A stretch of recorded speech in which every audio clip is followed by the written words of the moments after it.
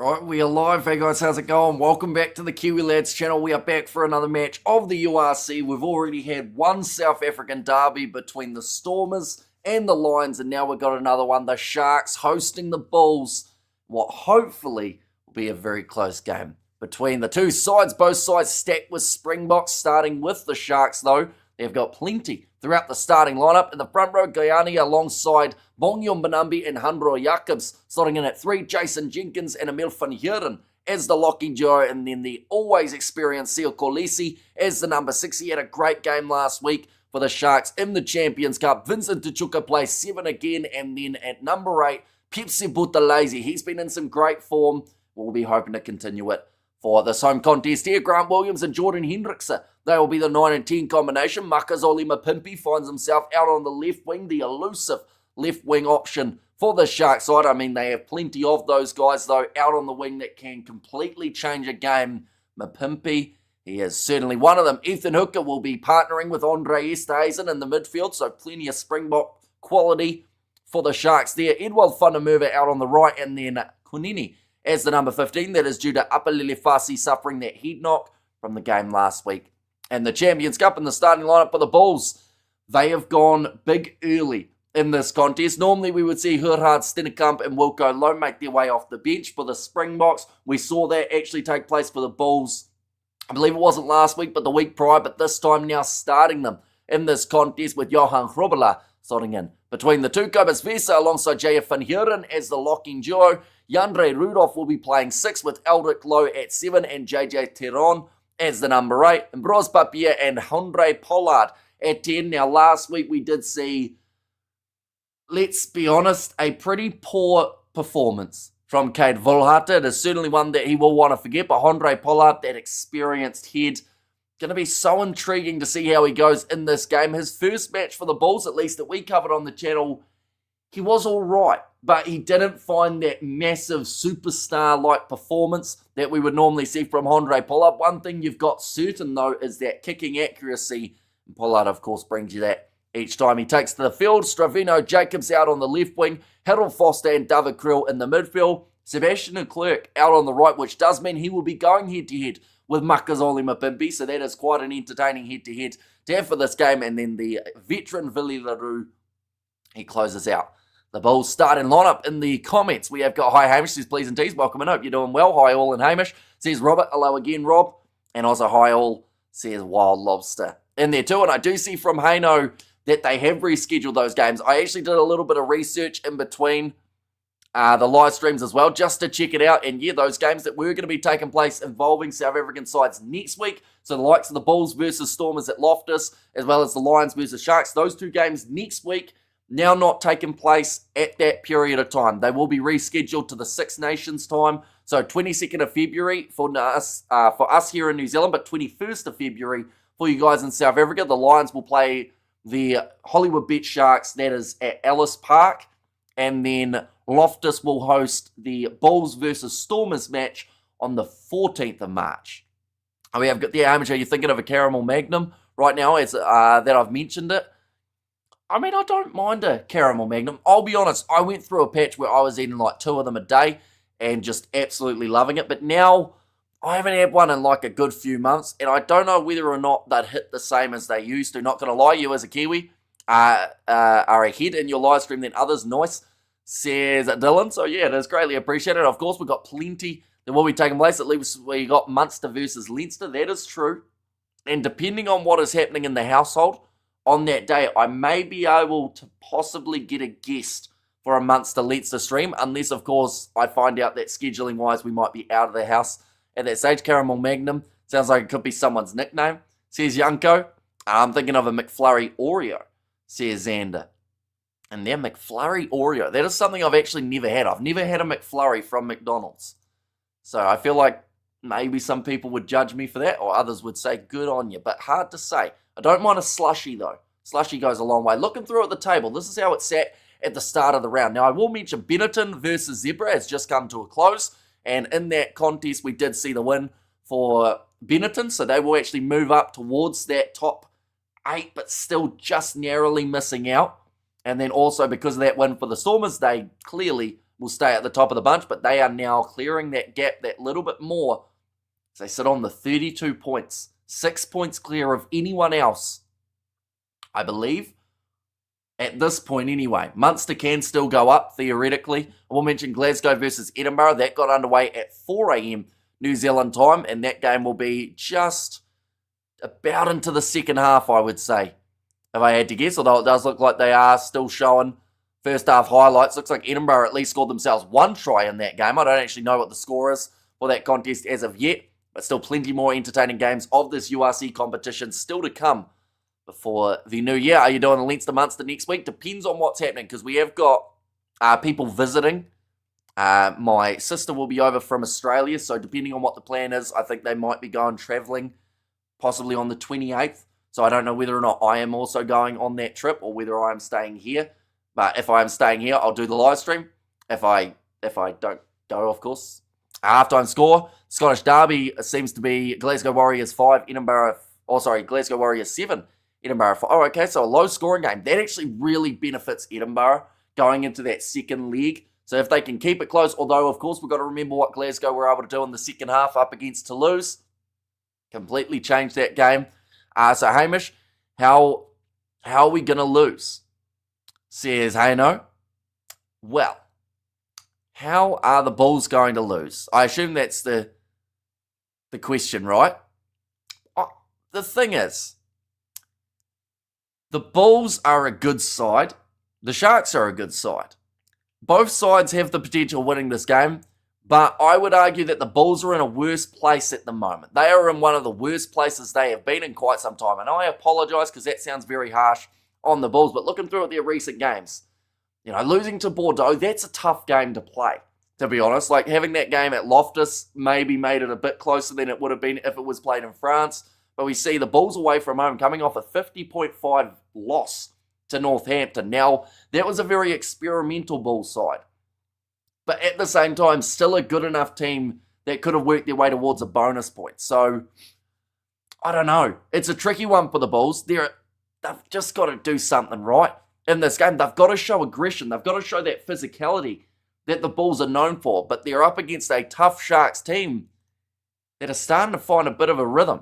Only because they won up against Saracens. That game the week prior up against Toulouse, they actually played all right in that game. There was about a 40-minute period where Toulouse did not score points, but they scored about 4 or 5 tries in the last, I believe it was 15 minutes of that game, so that makes it quite difficult, and the scoreboard, of course, does represent that little bit of a late firing from Toulouse. But that game up against Saracens, it was one that easily could have gone either way, and the Sharks really did need it for their Champions Cup, because you look at this, both of these sides have had one win for the Sharks. They are sitting in 5th in their group though, so there is a chance that they still go down to the Challenge Cup, which they have won before. For the Bulls, they could also be in the Challenge Cup, depending on how a couple of the other games go in that grouping. So still some important games in the competition, but the URC at some stage soon, I think it's going to take priority for certain sides.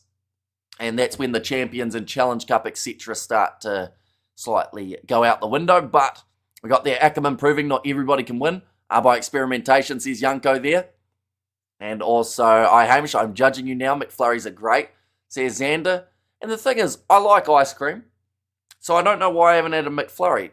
It's as if it's just like, if I was to get one, I'd probably have the M&M one though. So don't mind an M&M.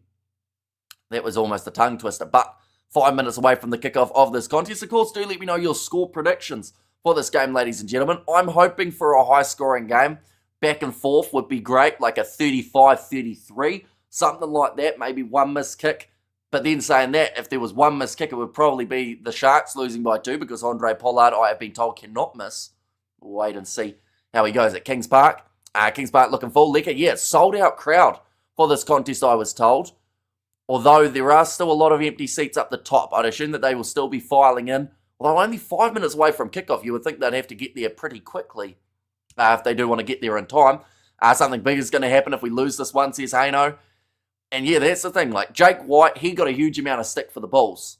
But throughout his tenure, I don't think there was a time that he was on a big losing streak like this. Yes, there were some controversial choices in terms of selections at times and everything along those lines, but they'd never had a moment where it was this bad in terms of form, but it can all change. I'm not confident at all. 17 points to 20 Sharks. Oh, so you're going against your own side, Haino, in the prediction. That is bold. 1 second, I'm about to sneeze, so I'll very quickly mute.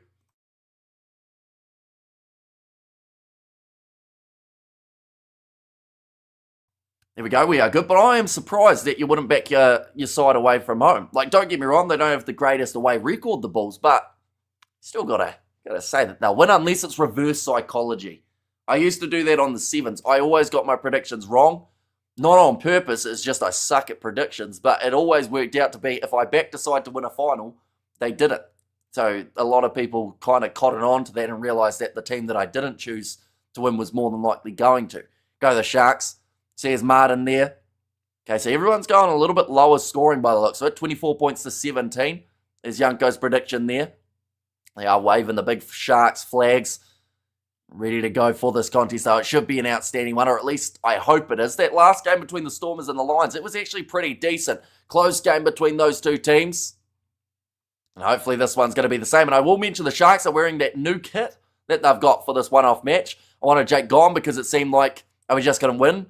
I was like, get someone semi-competent in, and we just fix our attack and we win. Says Haino, and Sharks going to lose, and I'm a Sharks fan, says Xavier. It's a weird one, isn't it, for this match? Because I have to say, for these two sides, right, I haven't seen a game where more people who are like a supporter of one team, the amount of times that both of these sides supporters have said their team's going to lose is actually a lot higher than we would normally see. You need a stiff drink for that cold Hamish. Says Joe there. Bulls front row is just lethal. It is. You know, Gerhard Stennekamp, Wilco Lowe, Johan Robela, those three should be able to get some good shove up front. Although the scrum of the Sharks has been competitive throughout recent times, and I do feel like the benches could be where this game is determined. And just looking through at them very quickly, I'll chuck myself off to the side. As you can see there, Akafanamurva, Jan-Hendrik Wessels, the return. He's been out for a long time, so hopefully still has that same form that he had before he was suspended. Machunu is there, Ludwig, Nassim Carr, Paul de Vet, Stedman Hans, and Devin Williams. Also there is that number 23 for the Sharks. They have got Muzibuko, they've got Mandanda, and then also Edwin Swart. In between them, Mavarori, Matt Ramal, he's been in some great form for the Sharks side with Nick Haddon, Jaden Hendrickson, and George Whitehead to close out the Sharks side. Now, George Whitehead's actually had an up and down season. He's gone all right at times for the Sharks, and at others, you wonder how he's in that starting lineup, but a bit of pressure at the moment for these guys to be able to perform. And I mean, the best player to go head-to-head with is Andre Pollard to show what level you're at. I'm going to support us. Don't think we win. It's now support works, says Yanko. And also Bulls 31, Sharks 17, says Jonathan. So I'd assume that's with a bonus point for the Bulls. And once again, when looking through at the table in terms of what these two sides need to do for the Sharks, if they were to win this game, they could potentially jump as high as, I believe it would be 12th on the standings. In fact, no, they would go to 11 for 12. I think they'd go to 12th, actually, because, of course, Benetton have got the promotion, but then they go above Zebre if they were to win this game, the Sharks at home. So they would end up in the 12th place position. That can change because Ospreys still have a game up against Munster a little bit later on. But if the Bulls were to win this game and they won it with a bonus point, they can technically go up to 7th no matter what. So that is about as high as the Bulls can get from this contest. But still, points are crucial at this stage of the year. Also, this JJ Theron guy is bad. He's only young though, isn't he? JJ Theron, recently coming from this under-20 setup. So it will take a bit of time for him to find his feet. I'll be honest, Eldrick Lowe for me should be the number 8. I just prefer him in that 8 jersey rather than, or even actually, I take that back. JJ Theron, put him at number 6 and go with Jan Brade Rudolph as the number 8. He played it all throughout the Currie Cup to quite a high standard. I'm also a believer that Vincent Tichuca, I would rather see him at 8 than 7, but then Pepsi Buthelezi with current form, very hard to take him out of that number 8 jersey. But the Sharks in that red or kind of maroon coloured kit, making their way out onto the field, ready in front of the home crowd to put on a show. Andre Esterhuizen wearing this kit looks about as close as he has been to back in a Harlequins kit. But he is going to be the captain for the Sharks in this contest. They're showing there Seal Corlisi, and then Emil van Heeren just stood right in front of him so they can no longer see Corlisi on the camera. There's Ethan Hooker. There are Springboks everywhere across this lineup. They are saying about the sold-out stadium, but a lot of people must be arriving late, probably coming after work, I would guess. It's the stadium not quite full yet. De Volde has gone for the Bulls. The Stormers were not that clinical. The Stormers still got 5 points in the bag. Yeah, and that is something that is so dangerous and so impressive from the Stormers. The fact that they can struggle for half a game of rugby and still get themselves the bonus point. Looks like a football kit, says Haino. Yeah, I'm not actually sure of the reasoning behind this different kit for the Sharks. I know that this is just a one-off one that they're going to be wearing for this game. Oh, yeah, I've got there, let's go, says Dale. And out there as well. But yeah, anyone who hasn't already, let me know who you think will score the first try of this game. In terms of a player, I can tell you right now, it's near impossible to predict. I am tempted to try and guess who manages to score first. But it's a tough job. I'm going to say if it's a Shark, it's Sia Kolisi. I'm going here, you'll get in early. If it's a Bull, I'm going Eldrick Lowe. There we go. We'll say a bit of love for the loose forwards in the early stages of the contest. But I don't think it's going to be as quick scoring as what we did see in the the Stormers versus Lions game. That try scored in about 50 seconds for the Lions by Ruan Fenta. In the second half, we saw that quick fire score from the Stormers as well. Both halves having a try within that first minute. I like to think this one will take at least 3. That Sharks kit looks bizarre. Or the Sharks look bizarre in that kit. I have to say, I like the collar of the kit, though, to be fair for the Sharks. Like, it's an interesting color. I'm not sure about the reasoning behind it, but I feel like the collar on it's a little bit more prominent. It's almost like a polo shirt in a way.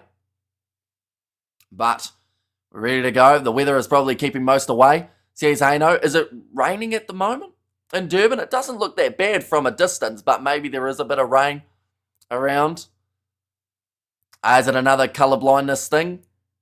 I don't think so, because colourblind, I know from my dad anyway, he finds red quite a hard colour to pick up on green. So I feel like a red kit would actually make it quite difficult. Now this one's going to be kicked off. Nicely taken by Vincent Tachuka. Oh, that was a little bit high from Sebastian de Klerk to start in this contest. I'm quite excited for this game, I'll be honest. My leg, I don't know whether or not you guys, when you're nervous, you get that like leg shake going, how you just kind of bounce it up and down, but that is what's happening at the moment, and I didn't even realise.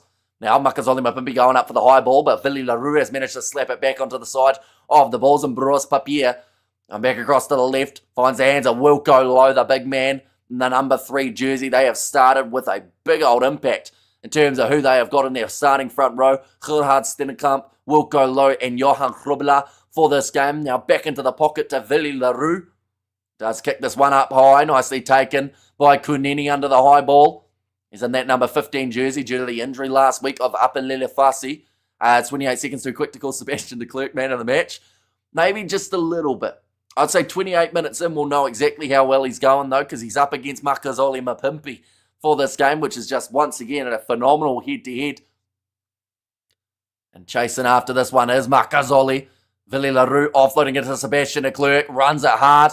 Does get tackled low by Vincent Tachuka. I know, Hamish, there's no rain about. Cloudy was the prediction. Says Mornay. Now backline movement. That looks almost forward from Vili LaRue. I think they'll be checking that one. Andre Estes and asking the referee for the scrum, and it's going to be a penalty against Jordan Hendrickse in the breakdown, in off his feet.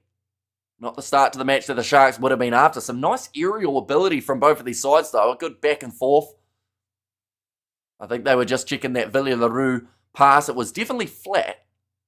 It looks like Eldrick Lowe straight away says we'll go for the corner here rather than the 3 points. And that's the thing, right? Andre Pollard, because of his kicking accuracy, he can slot these over pretty much from anywhere on the field. Well, within the half. But the fact that the Bulls straight away have gone, you know what? No, we're not going for the 3, even though we know that that is a great option. They want to go aggressive here. Something that I wanted to see last week in their game up against Northampton, which they just weren't quite able to do. They're now going up. JF van Heeren slapping it back onto the side of Ambros Papier. He tries to go through, but he's hit hard by Vincent Tachuka again. Already a couple tackles racked up for the Sharks number 7. Oh, and drop ball there for the Bulls on attack. I think it was Johan Grubela. Yes, it was. Just put it down early. A bit of a survival for the Sharks. And now the Bulls, they will be thinking in their head, should they have gone for those 3 points rather than going for the 7 attempt? I would still say it wasn't a bad choice going for the corner. At the end of the day, the Bulls, when they are playing well, they can be a very dangerous team on attack. And big noise by the stadium. How you doing? Yeah, sold out for this game. Still a few people to file in to the stands by the looks of it. The official number from that last contest between the Stormers and the Lions was 28,205. So hopefully this game it's going to be just as many, if not more. Sharks look like the Harlequins of London, says Mornay Lagrange. That'll be a great match, Harlequins versus Sharks. Does that take place in the near future? Or I think it's the Stormers play the Quins, don't they? Welcome to Dirds, Hamish. Your hay fever will be sorted now, says Neil. Or even just on this live stream, it's actually been, without jinxing it, a lot better throughout the last little while. As I just feel like I'm about to sneeze. As a Stormer, JJ Theron is still going great. Player, South Africa Schools, under 20s. Old grade college students, give them time. I'll be a Springbok, says Martin. How the Stormers do, says Cats now. They've actually done... I just jinxed it. I shouldn't have said that I was doing well with the hay fever. And how did the Stormers do? They managed to win that game by 7 points. So the Stormers got themselves 5 points for the win. Lions got themselves 1 point for the loss. So not too bad for either side, I'd say, in that game. That's Better Ruth, says Wild Lobster. But all about to be fed in for the scrum. Grant Williams, the man in charge of playing 9 today. And he is going to go to the short side as Jordan Hendrickson there, as well as Edwell Fundermover, but decides to sink it into the boot. Instead, it goes into touch. Where's the tie, Hamish? Says Joe, normally we save it for playoff games of the URC. Or normally actually only the final, to be fair. Hay Fever Mish says, cool story. Could be a nickname that sticks. Well, to be fair, it's quite hard to say though, isn't it? Bless you. Says Bevan. We've been having a sneezy old type of 24 hours. Hopefully it's not too bad on this one. And Bros Papier going back across the right-hand side. Andre Pollard goes to Yandre Rudolph. I can't believe we're already 5 minutes through this game. Are you correct, Hamish? The Stormers playing Harlequins on the 10th of January in the Champions Cup. And so no games next week. Only no South African games next weekend. So they've been rescheduled to later on in the competition. The Bulls, they are going to be playing up against the Stormers on the 14th of March. And then the Sharks and the Lions, they are playing off on the 21st of February. So a little bit of a change there. So no relevant games. So some important games, I would say. Edinburgh versus Glasgow, if it's anything like this first match, could be a quite intriguing type of matchup. Munster and Leinster, that is a battle to see who goes as maybe the top Irish side heading into the new year. And I am just listening to the commentary from England. Thanks, mate. Says Joss. Yeah, greatly appreciated you being here for the live stream. Of course, getting very close to that Christmas period. So, yeah, hopefully everyone does have a very Merry Christmas. We'll have hopefully a game next week, though, before the new year. It's normally May or June. For hay fever, says Eric. Yeah, although I still got it, unfortunately.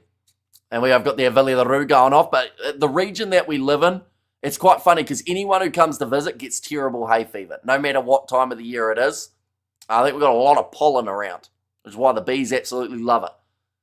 Now, looking for the steal here and the breakdown for Vincent Tachuka, not quite able to get it. And well, Stormers 1, says Ruth. And also, well, at least you got, I got you on YouTube Premium. No ads, says cool story. Now, good tackle made on Sebastian de Klerk. Vincent Tachuka, oh, it's close. In fact, that time it was Pepsi put the lazy. Those two men are in every breakdown at the moment for the Sharks side. What games next week you doing? Possibly Munster, Leinster, and possibly Edinburgh, Glasgow. Depends on what's happening here on that date, because we have got people staying around that time. So, of course, if they are going away on a trip, I might be going with them. It all depends. So a bit of a wait and see. 1 second, I'm about to sneeze, so I will hide off to the side again.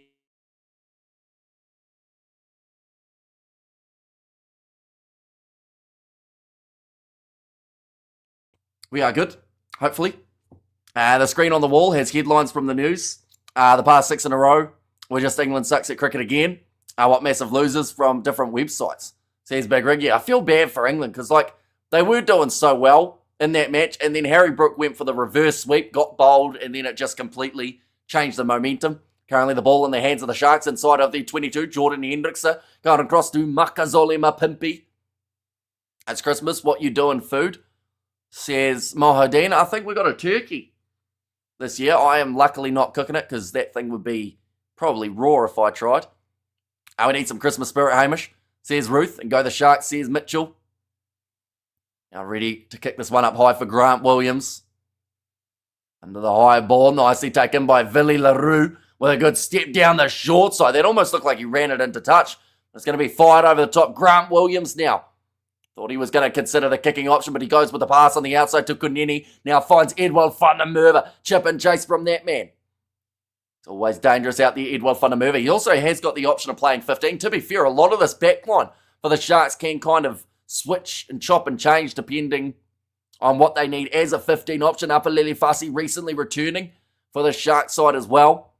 South African teams are resting for a couple of weeks. The Stormers playing the Bulls on the 3rd of January in Cape Town. Yeah, so they have still got that match up, but then the second one that was initially going to be the first has no longer taken place when it was going to be, which was next week. Instead, it's taken place mid-March. Well, that matchup, lots of Chelsea supporters had Castle Lager, says Ruth, and draw 32-32. So you're back in a draw again, Casper, in this contest. I know you were hoping for a draw in the last game, and to be fair, it was very close to happening. Currently 9 minutes in at the moment, and it is going to be the scrum feed here for the Bulls. And go the Sharks. Beef is for Biltong, says Aldrich. One moment, I'm quickly going to sneeze again.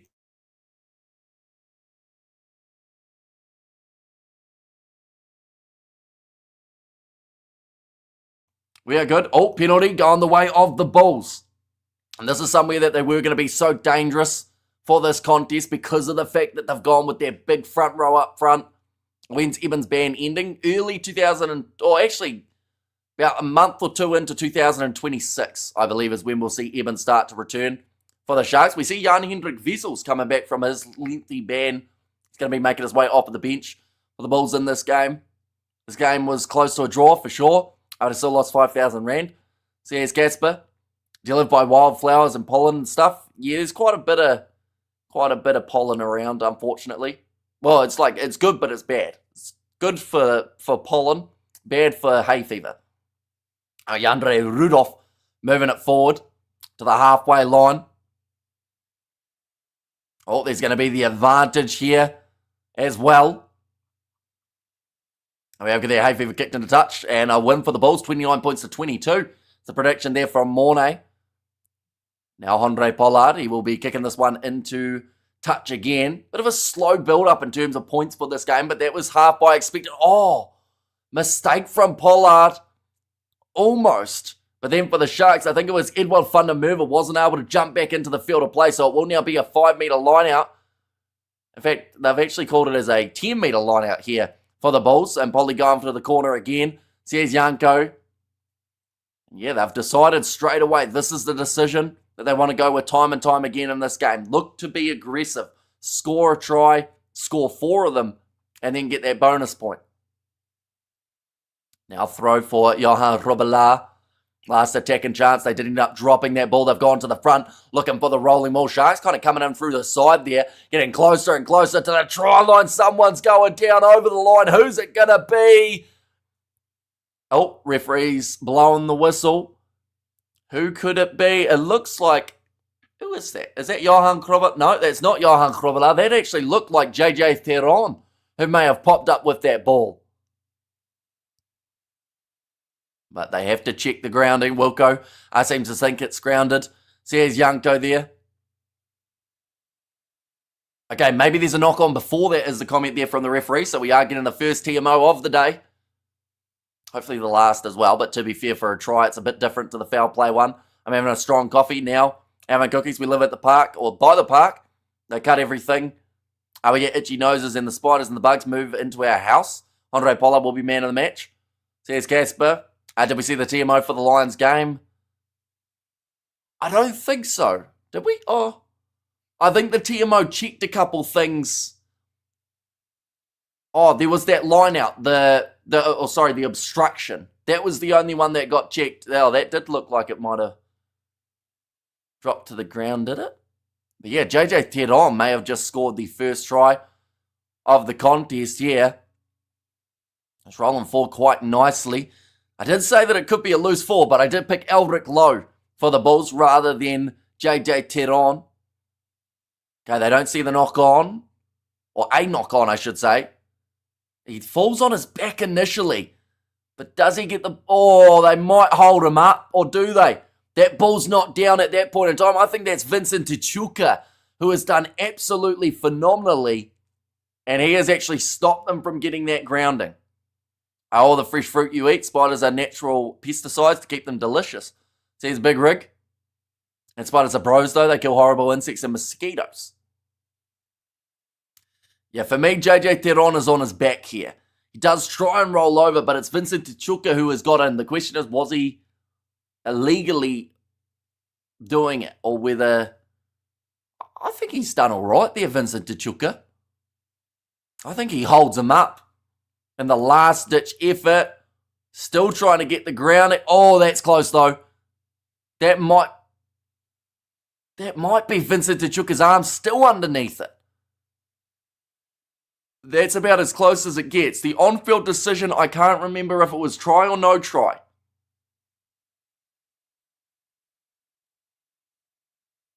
Okay, there's no clear evidence of a grounding. That is going to be no try, and that is now 2 times that we've seen the Bulls go for the corner that they haven't turned it into points. Compliments to the commentator. Needs to be back financially. It does not at all, Casper. You say it every week, but it's not true. We have got there as much as I don't want to admit it. I do think Tuchuka held it up. Says Yanko, yeah, he's done extremely well, Vincent Tuchuka, stopping JJ Teron, which does still mean Elric Lowe or Sia Corlesi could still score the first try of this contest. The Sharks, emojis there from Kyle. It's going to be the goal line dropout for the Sharks. This game's going in a very similar fashion to what we did see between the Lions and the Stormers early, with one side having a majority of the possession. In this case, it is the Bulls. Stravino Jacobs has his pants pulled down and he's knocked the ball on in the process. Now Grant Williams passes it across to the hands of Gunyane. Where can we watch for free? Sadly, there's not a lot of free options for this game. SABC may have it, but also may not. Nowhere, says Yanko. That one's going up. Oh, aerial challenge. Nicely taken by Andre Pollard. Winning it over Edward van der Merwe, which is hard to do because we did see Edward van der Merwe win a lot of ball in international rugby throughout this year when given the chance. Now Willie LaRue kicking this one cross field. Makazole Mapimpi going up for it. It's going to be knocked on by Mapimpi. Referee says play on. I think if they did check this one, it would get rolled back. But for now, it is going to be the attacking chance for the Sharks. 40 metres out from the line. Now step in there for Handro Jacobs. Now Grant Williams. Inside pass. Ethan Hooker.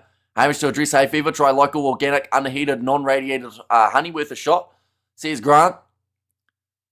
Try local organic unheated non... So, like, unheated, does that mean I can have it on toast, or would that heat it up too much? Out of curiosity. It probably sounds like a really dumb question, but I'm genuinely serious. That's a nice take from Willie LaRue, just outside of his 22. Gives it off now to Harold Foster in the midfield. Charging this one back. Yandre Rudolph shovels on to Elric Lowe. One more pass on the outside to David Creel, who will put boot to ball. Looking for the 50-22. Oh, it's out on the full. That's brutal. One more minute or one more metre in. Could have been a massive kick for a 50-22, but instead now they have to go right back. Thanks for the good commentary and the good laughs you give us during the game. Keep up the good work. Iris from Durban. 2 minutes away from the stadium. So 2 minutes away. Is that close enough that you can hear the stadium, Iris, out of curiosity? Have you had dinner yet? I did have dinner last night, but it's currently 5 a.m. So next meal would be breakfast. We're told eating honey from local Fuana prevents hay fever, but I don't think it helps if you already have it, says Big Rig. And I'm a bigger Sharks fan than Hamish, says Cool. And low, not high, and both teams to lose, waste teams, says Blaze. So who's your side, Blaze? Is it another South African side, or is it just that you don't like either of these teams at this point in time? But 14 minutes through in this game, it is close between the sides. First 5 minutes absolutely flew by. And then the next 8 minutes or so, it has actually felt like a little bit of a grind for these two teams. Bongi or Manambi just getting a drink at the moment. Who's your favourite Sharks player? Oh, that's tough because they've got a lot of good teams. A lot of good players. I do like Vincent Tuchuka. I like what he's able to do, but I like him from the number 8 jersey rather than 7. I like Andre Esterhazen. He's just an absolute battering ram. Ethan Hooker, he's got a ton of potential. I like Edwell Fundermover. I'm just going to list the whole team at this point. Grant Williams, great player in the number 9 jersey. So one of those 5, I guess. How many games did the Stormers win? They're on a 7-match winning streak at the moment. Nice commentary, Shame, about the game and the lack of scores. Says Seamus, although still plenty of time. TMO involvement. An arm to the face of number 6. So they're going to be checking this TMO now. Check. Are there any games next week, says Hardis? There are. Now, I will mention, where is it? 1 second. We'll go like this. Go like this as well. They are just going to be checking this one. Jandre Rudolph. Is it the extended arm? Oh, no. It's actually the tackle made by Emil van Heeren. He does, I wouldn't say, he wraps his arm, but his elbow goes above him when he makes the tackle and comes around and actually clobbers Jandre Rudolph. Okay, so they're talking about that contact with the head here. It's actually a weird one because I don't think Emil van Heeren meant to hit him in the head just with the way that he's made the tackle, but it looked painful. Cardiff second. There's hope for Wales yet, says Cool Story. But yeah, in terms of next week's games, there are 6 of them. Cardiff versus the Dragons, Scarlets versus Ospreys, Zebra versus Benetton again, Edinburgh versus Glasgow again, Connacht versus Ulster, and Munster versus Leinster. There are no South African games taking place next week anymore, and said those ones have been rescheduled to 21st of February for Lions versus Sharks and 14th of March for Bulls versus Stormers. So happening throughout the 6 nations, which is kind of cool because it means that we get some games of the URC waiting for it. Right, what is the decision going to be here?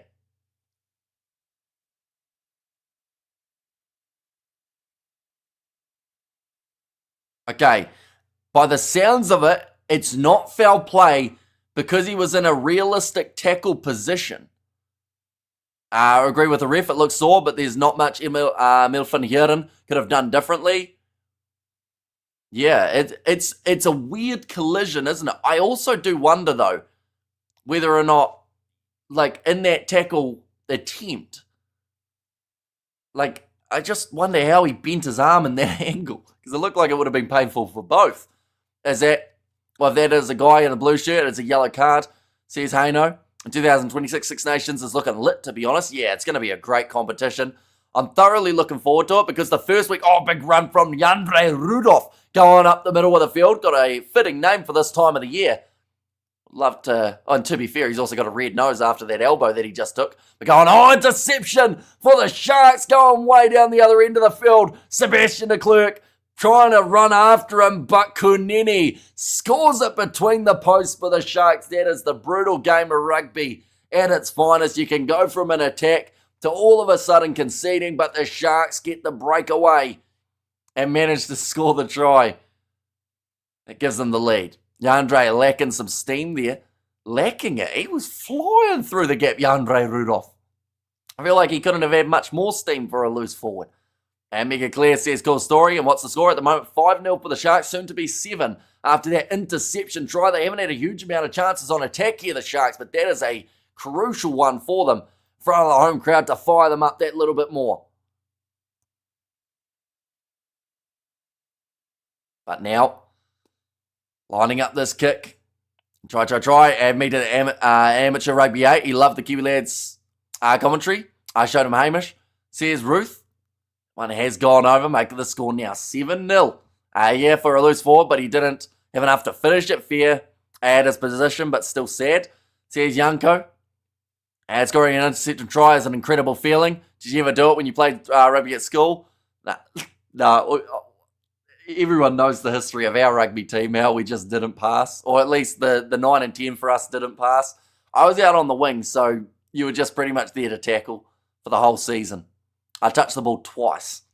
Who threw that pass that Kunini intercepted? It's actually a good question that I don't have the answer to. To be fair, I didn't actually see it. We have got there who scored. Says Mohadin, so it was Kunini who managed to score that try for the Sharks. Trying to keep that ball in the field to play for Makazole Mapimpi. It was a massive knock on. And it looks like the Bulls are just going to play on here. Now breaking the line and Bros Papia. That looked a little bit too complacent from the Sharks, as if they were hoping that it would just go for the scrum. But instead, the Bulls are going to go for another attack. Oh, drop the ball now. It's going to be a knock-on advantage, and they have called advantage over. East Days are my pick for the number 12 shirt. My dream team says, DJ, how's the stadium looking? It is pretty full. It's a sellout for this contest. Still a few more people to pile in.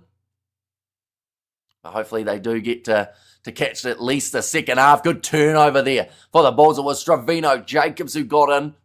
The Bulls take that ball back. 7-0 down at the moment after 17 minutes. East Days in 100%, the best 12 right now. So here's Yanko.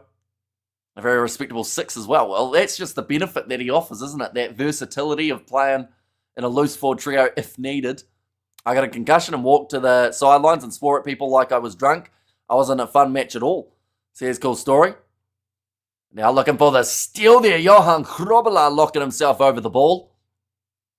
And this penalty will be about 30 metres out from the line for the Bulls. Now they've had twice that they have decided to go for the 7 rather than the 3. I don't know if they should do it again here. But I think they're going to double down or triple down and go for the corner, are they? Andre Pollard, nah, he's pointed at the post. He said, I'm sick of this. We'll take the 3 points on. So the North-South derby between the Stormers versus Bulls. Our fixture next week is rescheduled for what day in February? So Bulls Stormers is actually rescheduled for 14th of March in this case. So yeah, sadly not taking place next week. Why are you rude to Pollard, Hamish? What did I say that was rude to Pollard? Mohadeen, do let me know. But Kuneni was initially a good tackle made by Elric Lowe, and then Johan Hrobela just locking over that ball. I don't have a good story about being smashed in rugby match because I was usually the biggest lad on the pitch. Says Big Rig. That's probably one massive bonus. If you're the one that grew early, there's some massive like under 12s running around who are about 100 kgs and 6'5" here in New Zealand, which is a scary sight to see. Andre Pollard lining up the posts and does get it straight through the middle of them. That'll make the score now at 7 points to 3. 14th of March, interesting. Might make it back home to South Africa for that one. Says Yanko. Yeah, it's quite interesting how late they left it to reschedule, because they only really announced the rescheduling recently. So you wonder how many people had their holidays planned around going to a game like that and now have found out, oh, the game's not happening anymore. We have got there, you said he is not a good player. He mustn't play for the Springboks. When did I say that, Mohadeen? If you can find the exact clip that I said that, I will eat my words, but I don't think I've ever said that about Pollard. What I have said multiple times is even though he's not in the Springbok setup at the moment, he still will be because of the fact that they have been backing Sasha and Marnie just for this season. But Andre Pollard's still going to be playing at that World Cup and probably will win them the World Cup if they get through to the later stages. A downside is you can't catch the zippy, lads. Says Big Rig. Oh, here's number 8, Amish for the Blues.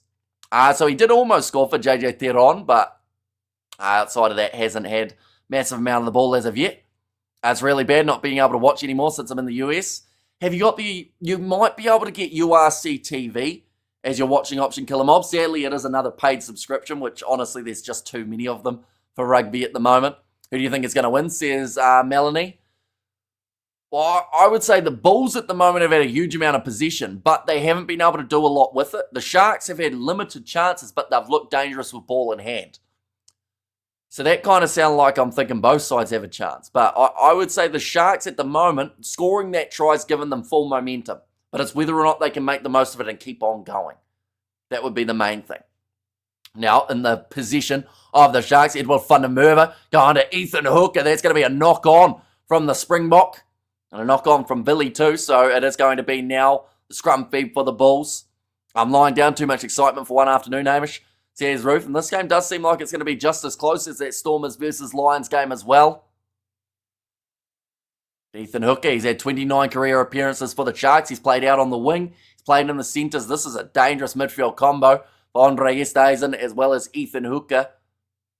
And the fact that they got Mapimpi and Van der Merwe out on the wings as well was just absolutely massive. Some big prop also fell on my knee and tore it in the next year. My season was over. Feel sorry for me yet. Says cool story. And also, man, it's tough. I want to see Ethan Hooker score as a Bok, but not as a Shark. Tricky one, isn't it? When it comes to that URC competition for the loyalty side of things with the box, because like I'm the same. Well, not really I'm the same, but I want to see him score in every game, Ethan Hooker. But I know that if he scores in certain games, then other supporters won't be happy. Another advantage going the way of the Bulls and Bruce Papier. They've got a huge scrum for this contest. Sebastian de Klerk now cutting back inwards. Makazole, Mapimpi and Ethan. In fact, it was Vincent Tachuka this time making the tackle there. I feel kind of guilty because I feel like I was the only one, or I was the one falling on the smaller guys. That almost looked like a shoulder to the face there. I think that was Vincent Tachuka, wasn't it? Looked like he went in a little bit too high. Oh, going back for a knock on. So it is going to be the penalty in favour of the Bulls again. And Duvet Heaven with Hamish's commentary. Says Ruth. Keep the hookers off your kneecaps. Says Ruth.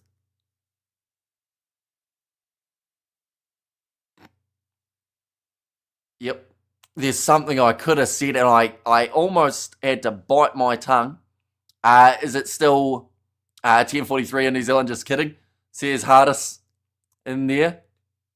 It's 5:30. Bit of a brutal time for a game of rugby, but we are used to it by now. Andre Pollard ready to line up the additional 3 points again here. Like I mentioned at the start of this game, more than likely 100% accuracy on the cards for Andre off the kicking tee.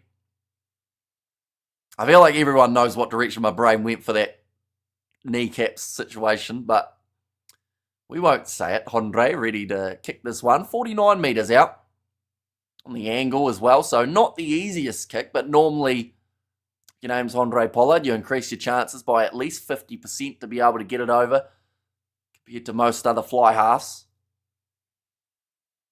Now just repositioning the ball here, Pollard. He's still got 22 seconds remaining on the shot clock, so no rush whatsoever for him. I will mention there's also the game between Glasgow and Edinburgh taking place at the same time for the competition. I know how to crack people up, says Ruth. And that one has gone over from Andre Pollard, so adding the additional 2. I mentioned at the moment Glasgow are leading 19-5 after 71 minutes. But I think actually Edinburgh has just scored. So they're now leading 19 points to 10. So I turned it on at just the right time to be able to see that try. But 6 points to 7 at the moment in that one. Looks like Grant Gilchrist might have been the man who scored it, or Scott Cummings, in fact, it might be. I always get those two confused.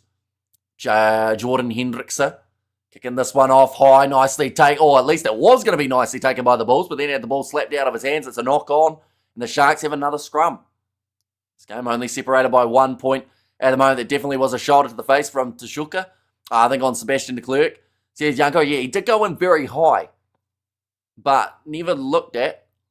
In the scenario, Jan Ackerman, the head coach of the Bulls, needs a victory. They are on about a 4 or 5 match losing streak at the moment, this Bulls side. Going to really need the big showing here. 24 and a half minutes through what is a very entertaining derby. Sadly, we don't get to the derbies next week. Not for the South African sides anyway. There will still be a few derbies in the URC though. What? Says Melanie.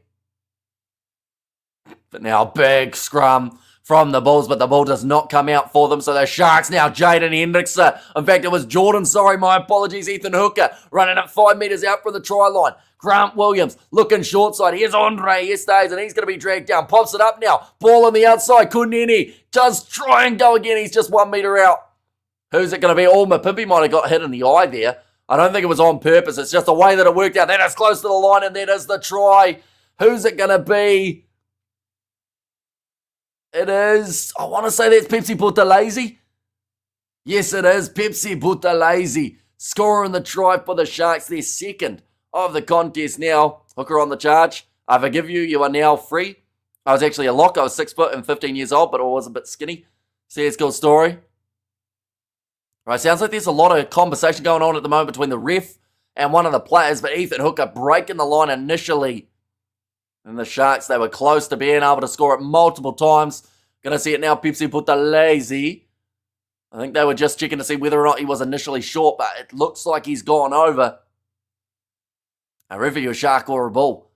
See, there's Melanie in there. And woohoo, Merry Christmas, everybody, if I don't make it. Says Roof. Oh, hang on. Hang on. Blow the whistle. What we looking at here? So the TMO has already been involved in this game more than we saw between the whole Lions and Stormers matchup. Okay, the referees just said they're going to restart the clock for Jordan Hendrickse if this one is cleared. Bulls suck, says Melanie. The Sharks are the best.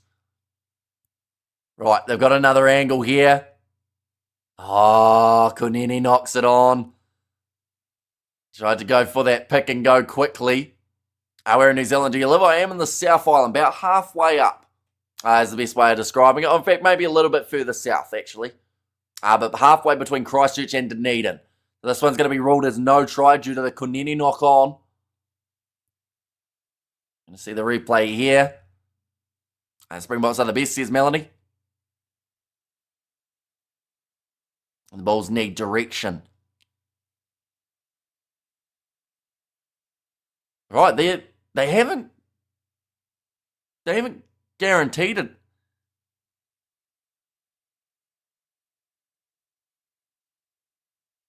Okay. He's going to take a while to find the right angle, says the TMO, but he wants to make sure that there is a knock on there. Which, to be fair, it does look like a knock on from one angle. What happens here, though? So he goes down. He's able to place the ball. Now, yeah, he does try and place it, but he doesn't place it cleanly. He does drop it. What is this guy's name? My name's Hamish. What is your name? Because I don't think it's Melanie. At a guess, it might be like someone else's account that you're on, perhaps. And Coach Claudette and Craig are from St. Francis Bay, Eastern Cape, South Africa, support the Sharks. Yes, go the Sharks. And that's pretty clearly knocked on. Or are they trying to argue it's backwards? I think they're trying to argue that he tries to place it. You know how, like, sometimes when you get back up to your feet, you're allowed to place it? But he hasn't really placed it. He's knocked it on. It's going to be no try. Pepsi put the lazy just narrowly missing out. What's your weather like this time of year? I'm presuming flowers are blooming. Yeah, the hay fever's been pretty rough. We've actually had some really weird weather. Because one day it will be about 25 degrees, and then the next day it will be like 5 degrees and raining. Pepsi put the lazy. Get the try. And Sharks need to flatten these balls. And 2 tries disallowed. Damn, yes, it's been a TMO-involved game so far. Like, to be fair, they're both the right decisions. But there's been a lot of chicken. TMO Grand Central Station right here. And Sharks are going to cook, says Melanie. It is going to be the scrum feed now for the Bulls, just the 5 metres out from their own line. We'll mention Glasgow versus Edinburgh is currently 76 minutes through, 19 points to 12, so close game between those two sides. Bruce Papier ready to feed this ball and actually decides to get it in early, and the Bulls doing a massive shove there and get themselves the penalty just out from their own line. Shark steaks tonight, says Ruth. And also, Bulls have to dominate at scrum time. They've got incumbent low, and that is exactly what they're doing. Like, I don't think there's been too many scrums that they haven't looked like winning a penalty. What is the number 6 name by Sharks? Guy that is live. So it's Sia Khaleesi, the Springboks captain. But he is not the captain of the Sharks. He is on, in this game, it's Andre Esterhuizen. It was also Andre Esterhuizen last week when he brought up his 100th cap. Imagine getting to the pearly gates, heaven, and then hearing TMO's just checking. Says Big Rig. Oh, nicely taken by the Sharks at line-out time. They've got themselves the possession back. Glasgow have just scored as well in that contest up against Edinburgh, so that will give them the bonus point from that fixture. Now Jordan Hendrickse passes across to Andre Esterhuizen. Skip pass goes on the outside. Kunini, that's knocked down by David Creel. They're going to give him a penalty for a deliberate knockdown here. It actually looked like it went backwards for David Creel, and this might be trouble. I know that is Sia, but I just wanted you to talk to me, says Melanie. Right, 13. Oh, they're going to the bin. David Creel's going off the field for a yellow card here for a deliberate knockdown. He's going, it was backwards. It was backwards, wasn't it? Can we see a replay on this one? That seems unfortunate for David Creel. I'll be completely honest. I thought it was backwards initially. The replay may show something different, but yeah. Interesting. They haven't shown a replay. Unfortunate is one word, says Yanko. Why aren't we getting a replay of that one? That seems like something that they would have to show a replay of, isn't it? But it's a big moment here for the Sharks. They're going to be playing up against a 14-man Bulls, although as we've learnt, South African sides love being a man down and scoring tries during that period. We've seen it time and time again, not just international, but also in the URC. Vincent Tachuka passes on the outside of Jordan Hendrickson, who knocks the ball on. Billy LaRue kicks it away, so that is going to be advantage over. Picked up by Ethan Hooker now, tackled by Yandre Rudolph. Who do you think is going to win? I think that the Sharks, if they can score 2 tries during this 10-minute period, they'll be in a good position, but they keep on dropping the ball. So it's hurting them big time because every time this goes to a scrum, the Bulls win a penalty from their dominant scrum. So if they can avoid scrums, the Sharks have a good chance, but if it's a scrum battle that takes place a lot throughout the second half, I think they'll be in a little bit of trouble. Govern the Stormers, I mean the Bulls. Stormers already won today, says Bruce. And the Bulls, says Ruth there as well. Some players taking some deep breaths out there. It's been 30 minutes of quite hectic rugby, but just not quite the pass that Makazole Mapimpi was after to Jason Jenkins. I went as a Super Rugby Pacific start in 2026. It does start, I believe it's the first or second week of February. I always get it mixed up because I know that the Six Nations is normally the week prior. But for Super Rugby this year, it is going to be starting on, it's the week after the Six Nations. First game is on the 13th of February here in New Zealand. Sharks all the way, mate. 0 errors and good clean rugged. Could you pronounce the area that I'm residing? Mbaringwa, is it? In Zimbabwe? Have I got that slightly correct, or is it miles off? But 0 errors and good clean rugger doesn't quite describe what we're seeing from the Sharks. So you sound like a Bull supporter, says Victor. I mean, their scrum has been strong. There's no denying it throughout the early stages of this match. The Sharks on the counter-attack have looked, I would say, almost the more dangerous, though. So they've got aspects of this matchup that they are winning. But it's just the fact that we're going to so many scrums heavily favours the Bulls here. And normally the Sharks have a dominant scrum. But of course, no oxen shat as of yet. Hamish, my friend, is a Bull, but he keeps saying you don't know what you're talking about. Wait, my friend is a Bull, but he keeps saying you don't know what you're talking about. So which part would you say that I don't know what I'm talking about for? Because we've seen another that almost turned into a free kick for the Bulls. And Ackerman will be smiling wide on the Bulls win. Absolutely brilliant attempt. Says Godfrey. Was it the last bit or the starting bit for Mbaringwa? Because is it wa or is it va at the end? So that might be the one that's throwing me off a little bit. Now another scrum here. Come up the Bulls. Let's get this one. Says Christo and Ackerman. Says Ruth. Yeah, it's not an easy day at the office when it comes to those scrums. URC TV also not having an easy day. It seems like it is going around. We have got there. He thinks you are just weird and that the Bulls rule, but ignore him. I mean, to be fair, he's not wrong about the first half. I am pretty weird, to be fair, because, it's an interesting thing to be sitting at 5:30 a.m. on a Sunday morning talking to a camera. Please, guys, we can't lose 7 in a row, says Christo. Can I have fried chicken with mine, please, says DJ. Now, it's a scrum feed. I'm just waiting for the coverage to start back up for us here in New Zealand. It was having the little spinny circle, but if I had to guess, I'd say that the scrum probably was won by the Bulls and they got a penalty. Oh, in fact, it went the other way. The Sharks got themselves a scrum penalty by the looks of it and now have the opportunity to kick for 3. And the Bulls do, in fact, rule. It's Melody's friend is correct, says Yanko. And also we have got there, did the Stormers get a bonus point? They did. Yep, 5 points on the board for them. 1 for the Lions, getting the losing bonus point, but being within 7. They only scored 3 tries, though, so don't get the second losing bonus point. But Jordan Hendrickson now to line up this kick. Does strike it very clean. Does go, he misses it. Misses it just to the left. He got that so cleanly. Oh, we have got there, my friend who is a Bull says you don't know what you're talking about and that the Bulls rule, but ignore him, says Melanie. Yeah, but he hasn't said what part of it. I don't know what I'm talking about. Like, is it the fact that I'm, praising the Bulls too much? Or is it the fact that he feels like they're going to run away with this game? Or what's the go? And can't tune in. Lots to do still, and Annie is on her way. I can swap some fried egg and rice with chili sauce. That seems like an interesting trade. But that is another knock on here from the Sharks and then the Bulls. So the Bulls will have themselves another scrum feed now. Unfortunately, Kobus Vesa, his hands have been letting him down a lot lately. A lot of times that he has dropped the position. We see it there. Emil van Heeren, the man who initially knocked it on. And then from there, Kobus Vesa just not quite able to take it cleanly. It is a long way down to his feet, to be fair. So it's a good stretch to try and pick that ball up from the turf. Great for hangovers. Says DJ. That's what she said. I'm not sure what part that was for.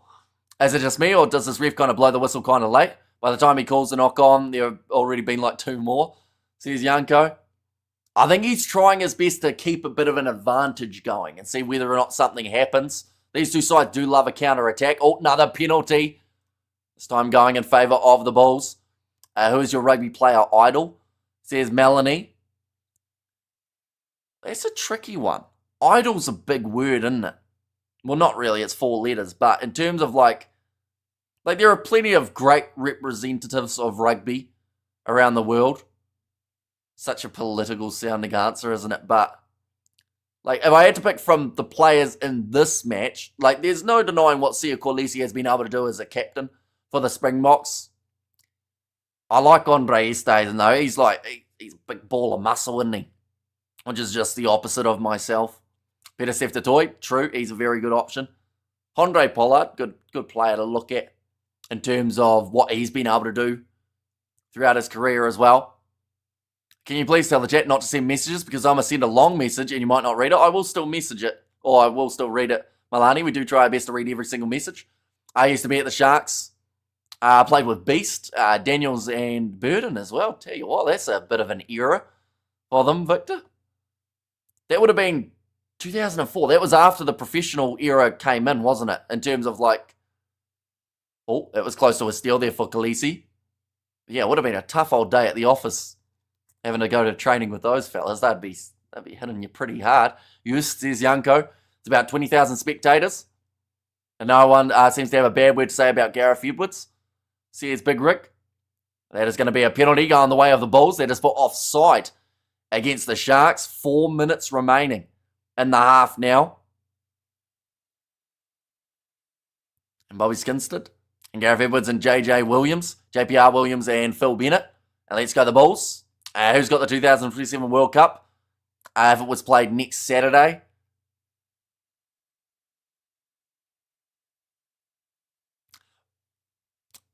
I think my lawyers have told me not to answer that at the risk of getting a lot of stick for what I answer. Gareth Edwards was my first entry to rugby. My dad was Welsh, says DJ. Now, 4 minutes has turned into 3 by the time the shot clock does reach 0. But this will be the first time that the Bulls lead in this contest if this kick does go over from Andre Pollard. And he is just walking up to the tee, cool, calm, and collected. Sitting 2 from 2 today. KFC marketing was super clever and told Japan that KFC was traditional Western Christmas food. This was before the internet. Yeah, because quite a few people in Japan do have KFC for Christmas, don't they? And now it's a tradition, but only in Japan. That kick has gone over from Pollard. It's going to make the score 37 minutes in, 9 points to 7. One time I scored a try, but by pickup tackling, that man was fired up in the crowd without his shirt on. By pickup tackling a number 8, then he knocked and we stole the ball. They passed to me and I bumped a guy on the try. By the way, this phone is my mum's old phone, so it's used as my mum. I thought that may have been the case earlier on when I mentioned about how I didn't think your name was Melanie. That one, knocked back by the Bulls. In fact, no, sorry, they're going the other way. That was a massive knock on by about 15 metres. So the Sharks now back in possession. Jordan Hendricks, a collision with Kobus Vesa. Pick and go, Pepsi Buthelezi. Wrestled down by JJ Teron. Now Williams goes to Umbanambi Guyane. Told to release him. Back across, Jordan Hendricks is such a dangerous backline for the Bulls, but terrible pass from Andre Estes and Ethan Hooker unable to claim it, and the penalty goes the way of the Bulls for not releasing in the breakdown. Billy LaRue He looked like he was rushing there to try and kick it into touch, and Villy, argument here with Andre Pollard. Interesting. So Villy LaRue wanted to take it quickly because the Sharks didn't have a man back there. Then one of the Sharks players must have retreated. Andre Pollard said, no, I'm going to do the kick. And Villy said, why? I wanted to go quickly. It's a good kick from Pollard, though, to be fair to him. LaRue, come on, says Ruth. Under 21, says Victor. Oh, was that in the under 21s setup, Victor? Nice. So did you go on to play for any other sides other than the Sharks, or was it just the Sharks that you did play for? 68% win predictor has it in favour of the Bulls, 28% for the Sharks and 4% for the draw. Billy needs to chill, says Xander. That one's going to be thrown in and stolen at line-out time by the Sharks. Vincent Tachuka goes across now to Corlesi. Andre Estes, a much better pass to Ethan Hooker, and this time Ethan Hooker passes it to Mapimpi, who then drops it. Seems to be just era after era at the moment. Everyone forgot about Henry Hannibal. What's a better feeling? Pick up tackle on biggest opponent in the other team or scoring a try? Depends on the try. Like if you score a try that wins your team the game, I think a lot of people would go with that one. I mean, just in general, for momentum's sake, if you're dropping the biggest player on the other team, you're probably doing quite well. Handballs Loftus Versfeld. Home at high altitude gives them the physical edge, says Gasper. Yet in their last about 3 or 4 home games, they haven't scored more tries than their opposition or more points than their opposition when playing at home. Big tackle every time, says DJ. Why do all the lads dip their hands in the pool of butter before the game? I played for the Sharks as well, says Xander. And I'm a masochist, says DJ. So that is going to be the halftime siren, but this half is not over yet. And Bros Papier to feed the scrum of the Bulls. They're currently 37 metres out. Hannibal says Sook. Could have been his nickname, to be fair, Hannibal. But now coming back across, David Krill. Seal Kolisi thought about going for the turnover in the breakdown. Couldn't quite get in there quick enough. Ball's still on the side of this Bulls team. What is wrong with Villy LaRue these days? He is in bickering mode every match with someone. All right, there's going to be another penalty awarded to the Bulls. This could be another 3 points if they want it. You can walk on Custard. They filled a pull with Custard and tested it on Brainiac. Well, now I need a pull and a bunch of Custard. No, Hannibal. He rode in on an elephant wearing a face mask. Says Yanko. Do you know Ethan Adams? Don't think so. Is that your friend's name? And honey. Do you know Ethan Adams? I don't know. And now getting ready to line up this kick. Andre Pollard. So this is just keeping the scoreboard ticking over. And they would take a 5-point lead into halftime. This one does go over for Pollard. Currently sitting 3 from 3 today. Could be the difference. Both kickers actually 100. Well, actually, no, never mind. I was going to say 100% of conversions. But of course, the missed kick from Jordan Hendrickse took loads of elephants across the Alps. Says DJ. And Stormers vs Lions game were way better than this one. Says Hardis. There's a little bit higher scoring, but I know that Andre Pollard missed. Sorry guys, typing here. Says Victor in there. And search Ethan Adam. He's a very good potential rugby player from Greg's College. And Terminator Hamish says Ruth. But yeah, first half in this contest, 9 points to 7. Close. Now we have got the, did you like school? I didn't mind it. I feel like it's one of those things that after you finish school and you reach your mid-20s, you kind of miss the fact that you got to see your friends every single day. Am I not welcome to your channel, says Mohadeen? Why would you not be welcome, Mohadeen? I'm very confused. You said initially that I hated Andre Pollard, and now you're saying you're not welcome. I'm confused at what you're hearing on the streams. You are, says Melanie. But yeah, like, school was all right. It really wasn't that difficult when you think about it. Like, yes, you had to do a bit of learning. But outside of that, you got a lunch break. You got, like, breaks early on in the day as well. You got to play, like, sport. You got PE. You got to play on computers. This wasn't bad. You know, it could have been worse. Although algebra still does my head in. I have no idea how that works when you start getting letters involved in maths. But I didn't mind statistics and whatnot. We have got there, ooh la la, I'm doing well now, says Ruth. Second half, just about to get underway. What language did you learn at school? We had one term of Māori that we did end up learning. And then I think the teacher got fired for hitting a student. So that was unfortunate. And then there was no more Māori learned at the school. We have that Hamish, how dare you say all that nasty things you said in Mohadeen's head, says Yanko. And we have got there, Ruth is there too. I like shotgunning chicken. What does that mean? What is shotgunning chicken? Like, I know what a shotgun is. That's normally when you bust the bottom of a can, isn't it? So what do you do with a chicken to be able to do that? Okay, half, I guess, says, hey, no. School was the second best time in my life after college. Then it all went downhill. What's your favourite junk food, Mohadeen? Says DJ, if you like statistics, you know about the cat's whiskers. Says Casper, and the thing is, with maths, you need to find X. Problem is, X is playing hide and seek. Exactly. You know, they say if this is this and this, like if A is 10 and B is 12, what is X? And it's like, well, just tell me what X is, and then we've sorted it. And some of the teachers still hit the kids when I was at school. I think they've stopped doing it now. Every kid has a mobile phone with a camera. Says Big Rig, I like shotgunning chickens. That's why I'm not allowed at my grandparents' farm. I ran over a chicken, and at the same time, it laid an egg. How do you know? Because if you're in a vehicle, well, I assume maybe not a car, because if you were in a car, then surely you wouldn't be able to see if the egg was laid. But maybe there was an egg there. Who knows? There are some hot, strong young blokes in shorts. This is Ruth's comment, I should mention. This is not my words. Sitting next to me at the pub. Woohoo! Thanks for talking about food. Just digging into Christmas cake. Yummy, says Dennis. Not overly impressed with Sharks colours. It's not anywhere near our regular colours. Yeah, I think it's a special kit for just this game. If the score is 7-9, prove X. I humped a chicken. That's probably illegal, Melanie. In fact, there's no probably about it. Hated school when I was there. No, I think back was the best days of my life, says Please and Tease. Yeah, like school at the time, you think, oh, I have to get up early and go and learn. But now, like, you know, you spend like 6 months not seeing some of the people from school. And you're like, you got to see them every day for multiple hours after school. I found Triple X. My life never been the same, says Quinton.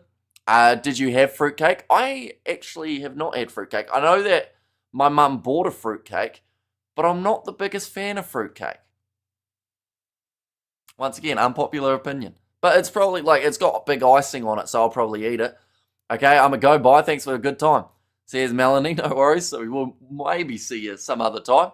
I got tonked by a Van de Graaff generator by my science teacher. I did deserve it though, says DJ. And note that the maths teacher said X, not eggs, says Xander, and I'm British. All the other kids at school were awful. I missed like 5 of them, says Big Rig. I told them I'm a talent scout looking for new talent, says Ruth. I hope you're doing well, Hamish. Missed first half, was watching Glasgow game. How's it been going? Says HDB. It's been decent so far. Like, back and forth. There's been a fair amount of knock-ons throughout this match, which actually does benefit the Bulls majorly because their scrum has been the stronger of the two when you're going away on a holiday. So it's not really a holiday per se, but it might be like a day trip on the 28th, which will be the 27th for you guys in South Africa. So it depends on, like I said, if we aren't going on it, we'll probably end up doing a stream or two. I didn't know fruitcake was actually a food. I thought it was just a slur, says Yanko.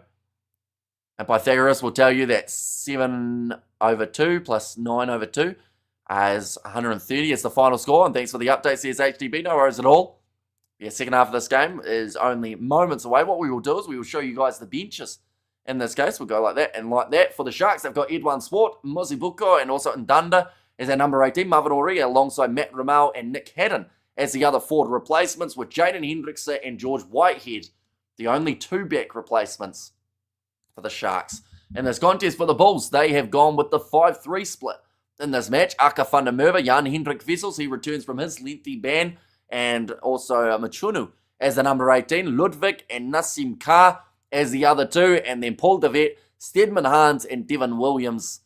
They are the back replacements. Well, looking through at the next games for these two sides. First of all, the home side, the Sharks, they have got a game in 14 days' time up against the Lions. We will be covering that one on the channel, the early January fixture there. Sale Sharks versus the Hollywood Bets Sharks as the match on the 11th, or that is the 10th, for you guys in South Africa. Then they play Clermont, those 2 games for the Champions Cup, and then 2 South African derbies to follow that, both up against the Stormers. For the Bulls, they have got their match up against the Stormers in 14 days' time.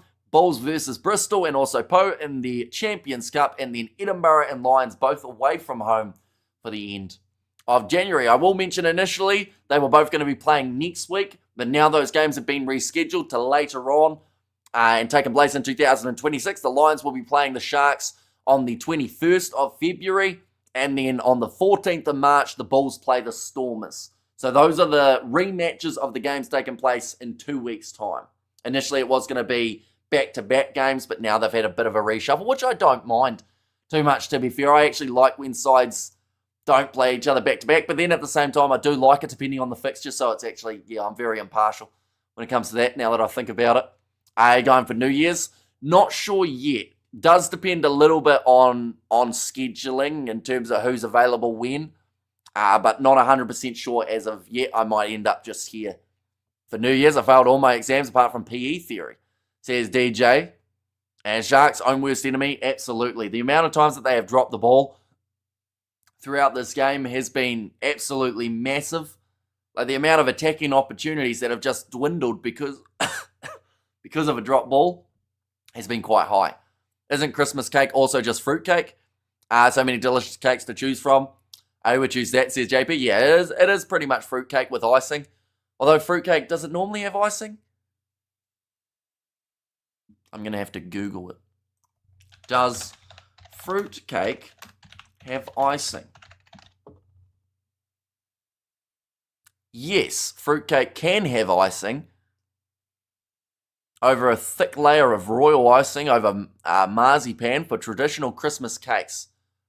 Okay, but the modern version just skips icing. So it's pretty much fruit cake with some extra icing on top is what you get for Christmas cake. And we have got there, have you just solved the score? 7-9, you get a negative score, -2. 8 on the soccer game, says Hano. Undecided yet at this stage. Still a bit 50-50. I have to work out whether SABC does have it, though, because I know that it was on there, but I'm not 100% sure if it worked for me, but hopefully it does. Icing on fruitcake, ooh, says Hano. Old-fashioned New York cheesecake, says Big Rig. That is quite nice here. Well, I actually had that last New Year's. It was cherry flavoured, which I wasn't the biggest fan of. I just took the cherry off and then had the New York cheesecake instead. What is 360 -0, says Ruth. But yeah, the crowd is pretty full at the moment. There are still empty seats, so I'd assume that some people just decided not to go to the game.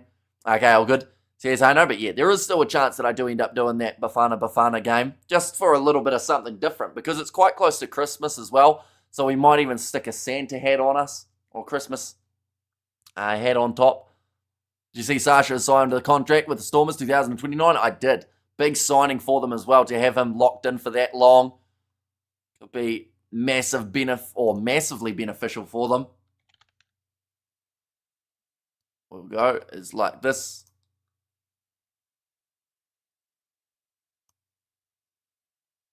Okay, we could hear the commentators practicing, and he was saying 15 for the Sharks, so I'm not sure where that number came from, but it's 9-7 at the moment, waiting for Hamish's cover of Santa Baby. You'll be waiting a long time, and also I don't want to hurt your ears. Okay, you were big then? Because when I was in school for 2 years, they were small, and I was just average size. Played Afrikaans schools. When I moved, and PE theory was more biology, muscles, cardio. I think my my year, I was the first to have it in the UK. You see, I didn't mind PE back at school. We played a lot of like random sports, but also our big theory thing for, I think it was the second last year of school, or it may have actually been third last year of school, was we had to learn how to do a free throw with our opposite arm. And we had to explain all the muscle movements and the, flexion and all that fun stuff. We had PE, but it was all physical stuff. It was not theory. Speak Afrikaans. I don't know Afrikaans. I only know Yal Lekker Ding, Baya Donkey, that's about it, and Lekker. But then I said it in Yell Like a Ding, didn't I? And just running and exercise and sport and stuff. Says Big Rig and fruitcake with custards. Custards pop it into the microwave just to warm it up. Says Please and Tease. And Santa is a myth, says Ruth. What? But we might dress as Santa on that Bafana live stream. Just for fun, if we do end up doing it. Because that'll be on about the 23rd here in New Zealand. So it's close enough to Christmas to have the Santa theme. Very good, Hamish. Mrs. Bulls, now H. I can speak more than 15 words in Zulu. And mate, with that vocab, you could say enough to hold a few conversations. I don't know about that. Anytime I talk to someone in real life, because I'm so used to being the only one theoretically talking, I'm actually terrible at normal conversations. Because, I read off the comments and then I am, no matter what, like now even, I'm still the one talking. So when someone else talks, I have no idea what to say to them. Because I'm like, wait, I'm actually hearing your voice. The perimeter of the rugby field can be solved with the formula, says Casper. And also I saw Mummy, is that sucking Santa Claus? I think the song's Kissing, isn't it? It's a bit more of the extreme version. Now Jordan Hendricks is ready to kick the second half off for the Sharks. Question is, are we going to get a higher scoring second half than the first? I would think yes. I just tell them to write what they're going to say and hold it for you to read and respond to. Honestly, I would actually do better if someone did that, but at the same time, that's quite difficult to do. But, yeah. What just came out of your mouth, Hamish? Says Cool Story. Honestly, we're in ramble mode at 6:10 a.m. That's going to be slapped by the Bulls, but they managed to claim it with Jaya Funhiran as this match gets back underway. I'm not sure you should have read that Santa comment out loud. You upset my niece, says Brian. But to be fair, it might not be true what Ruth said. Ruth has said a lot of things. She was talking about men in short shorts earlier on, which could be true. Maybe it's just her fantasy. Area of a rugby field can be solved with a formula equals X square meters. The coverage is just frozen. I'll quickly reset. We can see it, but second half just now getting underway. Currently, they have got plenty of options off of the bench to be able to use for these two sides. The 6-2 split for the Sharks here, rather than going with the 5-3 like the Bulls. We'll mention there's also Ospreys versus Munster. That is kicking off in 22 minutes' time. So plenty more matches of the URC, and then also the game later on between Dragons and Connacht. There's going to be the scrum here early in the half. Will be the scrum feed for the Sharks this time. So they haven't won a huge amount of penalties. Ruth, you're upsetting the children, please. Says JP. Oh, it's going to be another reset here. Okay, control the weight is the comment there from the referee. Gerhard Stennekamp just having the conversation there. He's going up against Hanro Jacobs. Had a pretty tough day at scrum time. And Ruth, extremely remorseful, laughs and says, yeah. Now Grant Williams. He's a dangerous player if he gets his position, a little bit of space to be able to work with. And we over there, JP. I'm a ramble rouser. Says Ruth. Now, feeding this one in. Grant Williams going off the left-hand side. Andre Esterhuizen moves up to the halfway line. Now Williams again goes to Vincent Chichuka. Offload to Williams, but he can't quite find the hands, and instead it's picked up by JJ Teron. Eldrick low going for a grubber. That was terrible from the number 7, and it gives the Sharks another attacking chance. But Makazole Mapimpi, I think he's forgotten how to catch a ball because he's knocked it on again. And now another chance for the scrum of the Bulls. Game's gone quite a bit here, says Cool Story. And by a donkey is like by a donkey, says Dan. A bit of a loose cannon, says Ruth. Now scrum feed for the Bulls. Scrum has been quite brutal throughout this match. I think they've won about 4 penalties compared to the Sharks, who have won the one. That one was actually against the feed, though, so they wouldn't mind another one here. And some fella poured a bottle of baby oil on the ball, it seems, says Big Rig Joe. But yeah, the weird part is, like, don't get me wrong, the Bulls have dropped this ball quite a bit. but it seems to mainly be the Sharks dropping the ball. And some of the passes that they've dropped have not been difficult ones. They've just been stock standard passes. HDB has become a member. Thank you very much. Greatly appreciated. You now have access to those emojis to be able to use, including the South African one. So be sure to put it in the chat. Now, hanging on to this ball, and Broos Papier will go off to the right-hand side for Jaya van Heeren. Moment, if this game was to end right now, the Sharks would get a bonus point for being within 7. Still plenty of time for that to be able to change. And Broos Papier, that one's gone straight up in the air, but slapped back by the Bulls. Great hands from Eldrick Lowe to be able to claim that one and move up to the halfway line. Makazole Mapimpi gets the steal for the Sharks. Now Grant Williams throws it on the outside to Pepsi Buthelezi, who has the better bench.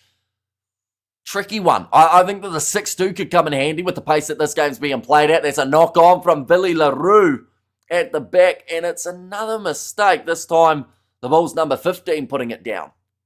But what I will do is I'll go like this and like that. There you go. These are the benches for the two sides. So that 6-2 split for the Sharks. Matt Ramel's been in some great form, so I'd say that he's definitely one to keep an eye out for later on in this game. George Whitehead should be able to slot over a few late penalties if it is close. Does Durbin do a nice curry? Says DJ. And then for the Bulls, they have got Jan Hendrik Vessels, the long-awaited return for him. Stedman Hans, nice one, mate. And glad to see Pollard. Yeah, he's been doing very nicely. 3 from 4 off of the kicking tee, just missing the last one of the half. And now Grant Williams, scrum fee 30 metres out from the line. This game has been hotly contested. But a lot of scrums. Amazing curry, the best of the world. Lots of Indian communities here. Says cool story. Oh, another scrum reset. That is not going to be for the first time in this contest either. Referee just apologising for not being loud enough. It's a player saying that they didn't hear the call. No curry in Durban. But by the sounds of it, a cool story has just said that there is a lot. And Santa doesn't need a shirt. Doesn't he? Well, I guess to be fair, it'd be hard to get sunburnt if there's so much snow. Wouldn't it? Hey, Sharks by 10, says Vincent. It's a prediction there. And to be fair, if they score now, they will take the lead. They've had the lead for a majority of this game, with the exception of near the end of that first half. But this ball now going to go in for Grant Williams. That used up an extra minute of the clock. Go Polly. There is more in it, boys, says Villy. That's another knock on. 2 knock-ons, in fact, from the Sharks in the same play. The best in the bunny shell was a minute in Durban. Says please and tease, but now the ball back in the hands of the Bulls. I don't know what practice the Sharks are doing during the week, but they've got to practice just catching a ball. Another drop one, this time from Andre Estes, and it's gone backwards, but luckily for them, now they've got possession. Now going off to the right-hand side, Ethan Hooker trying to bump off Harold Foster. It's a misconception. You can absolutely get sunburned in the snow. Snow reflects up to 90% of UV rays. Says Big Rig Joe. Yeah, although if it's snowing and it's overcast, like surely it would be like the North Pole. No one's getting sunburn at the North Pole, are they? Jason Jenkins. Now going forward, maybe Rudolph did on his nose. Plot twist. Now Andre Esterhazen moving forward again. And also the score is worse than my auntie's waistline. Jeez, that's brutal, Roof. Hopefully your auntie doesn't watch this. Anyone who's been skiing knows this. Says Yanko, and that is going to be another knock-on, this time against the Bulls. Oh, no. In fact, knock-on from the Sharks first. Should have seen that coming, so it will be a Bulls scrum feed now. Not too much curry culture in Pretoria when I lived there anyway, but perhaps that was just my area. Says cool story. Now the Bulls, another scrum. The Sharks are literally giving them the perfect chance to be able to get penalties. There's always that one guy in the group who returns from a ski trip with a red face. Says Big Rick, and we've got one gifted membership from HDB as well. Thank you very much. Currently 32 minutes remaining in this contest. It's reached a real screeching halt in this game just with the amount of stoppages that we've had. Yep, I've been that guy and known plenty more. Says Yanko. And also Ruby Tuesday. Says Ruth, and Butterfingers, says Derek. Yeah, I don't even know what the drop count is for the Sharks at this stage of the contest, but it's got to be close. Well, it's got to be over 10, really. the amount of times that it's been dropped. So, but the thing is, they've dropped the ball so much, yet they're still close in this game. So it's not all gone at this point in time for the Bulls. They've still got half a chance. And then, yes, there's Ruth. Now, another scrum. And every time we've had a scrum, it's used up an extra minute. My curry recipe gift is beef rendang from Thailand. Or from Thailand, says DJ. Santa can leave his hat on, says Ruth. Now, scrum just about happening. And I know probably yourself and Mark Goldbridge, best sports commentators on YouTube, says HDB. Jeez, that's a bit, like, to be put in the same category as him is absolutely huge, so thank you. But now, Altney's gone down, so scrum reset. We haven't had too many scrums that haven't had a reset from these matches. Sharks has reached Super Rugby finals 4 times, but never won a title, says Casper. And Sharks are yet to win a really big title. Yeah, their biggest at the moment would be Challenge Cup, wouldn't it? I mean, they've won the Curry Cup a couple times, though, but the Challenge Cup was a pretty impressive one for them to be able to get the win in that. Now, another scrum reset again. Currently 48 and a half minutes. So Sharks are yet to win a really big title. I thought this match was sold out. They said it was, and they mentioned it earlier on that it sold out, but yeah, there are a lot of empty seats. I assume you just got to see that same shot of the stands, right, Brian? Oh, that's a free kick going the way of the Bulls, but it's half empty. Yeah, so I'm not sure whether or not people just didn't end up going to the game or whether maybe season pass holders, maybe there were a few of those that didn't go to this game, but then that still counts as a ticket sold, I believe. Green or red Thai curry, both good. Would last in the URC count as a big title, says Yanko. Certainly something that the Sharks would want to forget. Because, yeah, they did struggle. But then, you know, they're coming back. They're slowly but surely getting, I would argue, in the right direction. Now ready to throw this one in for Bongium Banambi. Nicely taken for the Sharks. Kicking this one downfield is Jordan Hendrickse as we tick over to 30 minutes remaining. And that's a mark called by Villy LaRue. We have there, so the prototype of the first flying car has entered mass production. You can pre-order one for 300,000 American. Already 3,500 pre-orders apparently. Wild. Flying car, eh? But then, like, where do you drive it? Do you still have to drive on the road, but you just hover? Because it can't just be free reign, or else you have people running into everything, wouldn't you? Just tune in. Can anyone explain the Sharks jersey? What a contrast? Yeah, I'm not too sure, but it's just this match, I believe, that they've got the special kit for. Compliments to the commentator need to be supported financially. They don't, Casper, and to be fair, he did donate a channel membership. I don't know why you keep on repeating that, because no one said that apart from you. Need at least a solid 2 decades of people not dying for ever getting one, says Big Rig. Yeah, like if you're driving a car, like, and you have a crash, you're all right in some regards as long, like, you know where the car is type thing. But if you're up in the air and you hit something, you still got to go down, don't you? You still got to land as well. So yeah, it's an interesting one. They were going to happen eventually, though.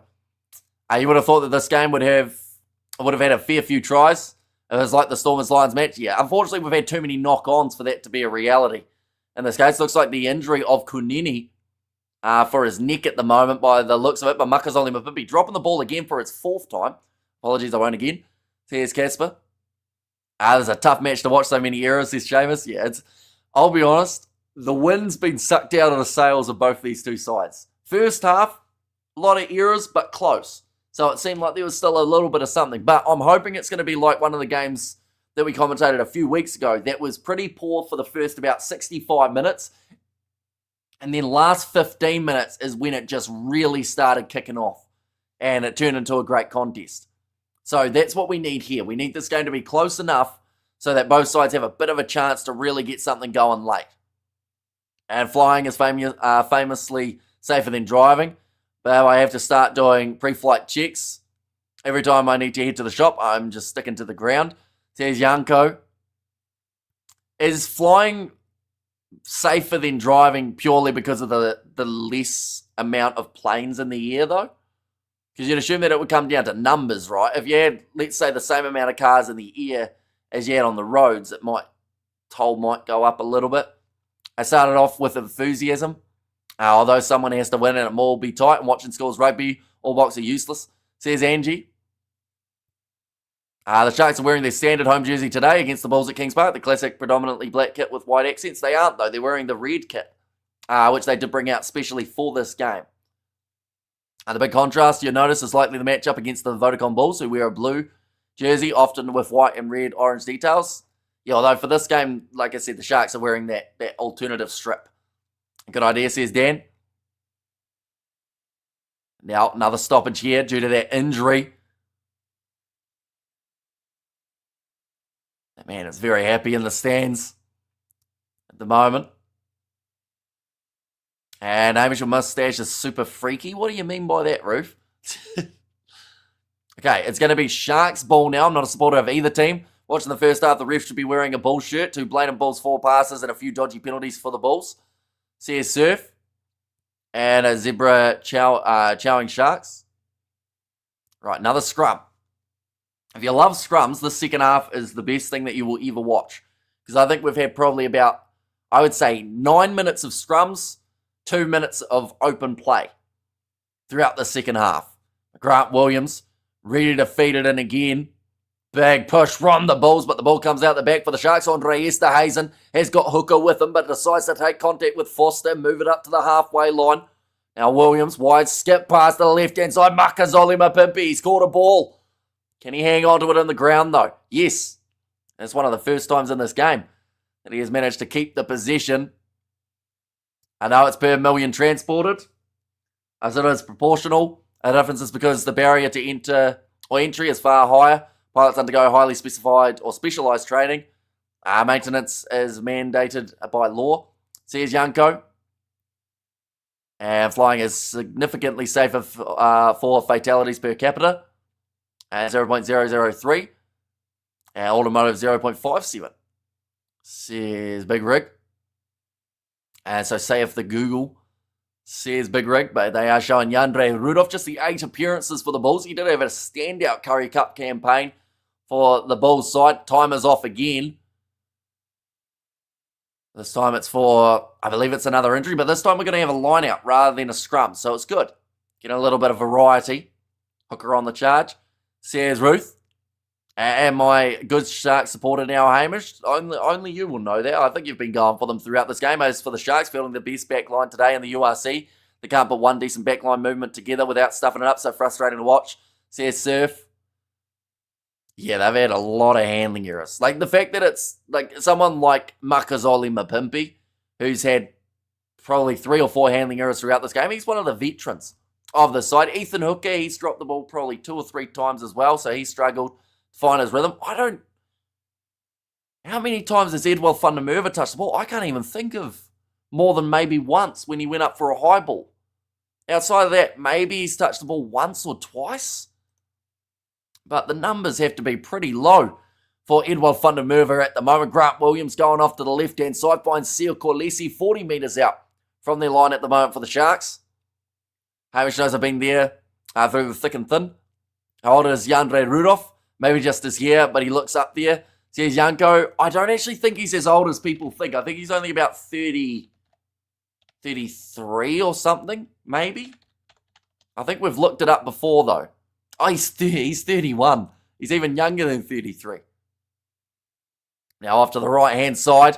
Vincent Tachuka going now across. Bongio Manambi drops the ball, but it's gone backwards.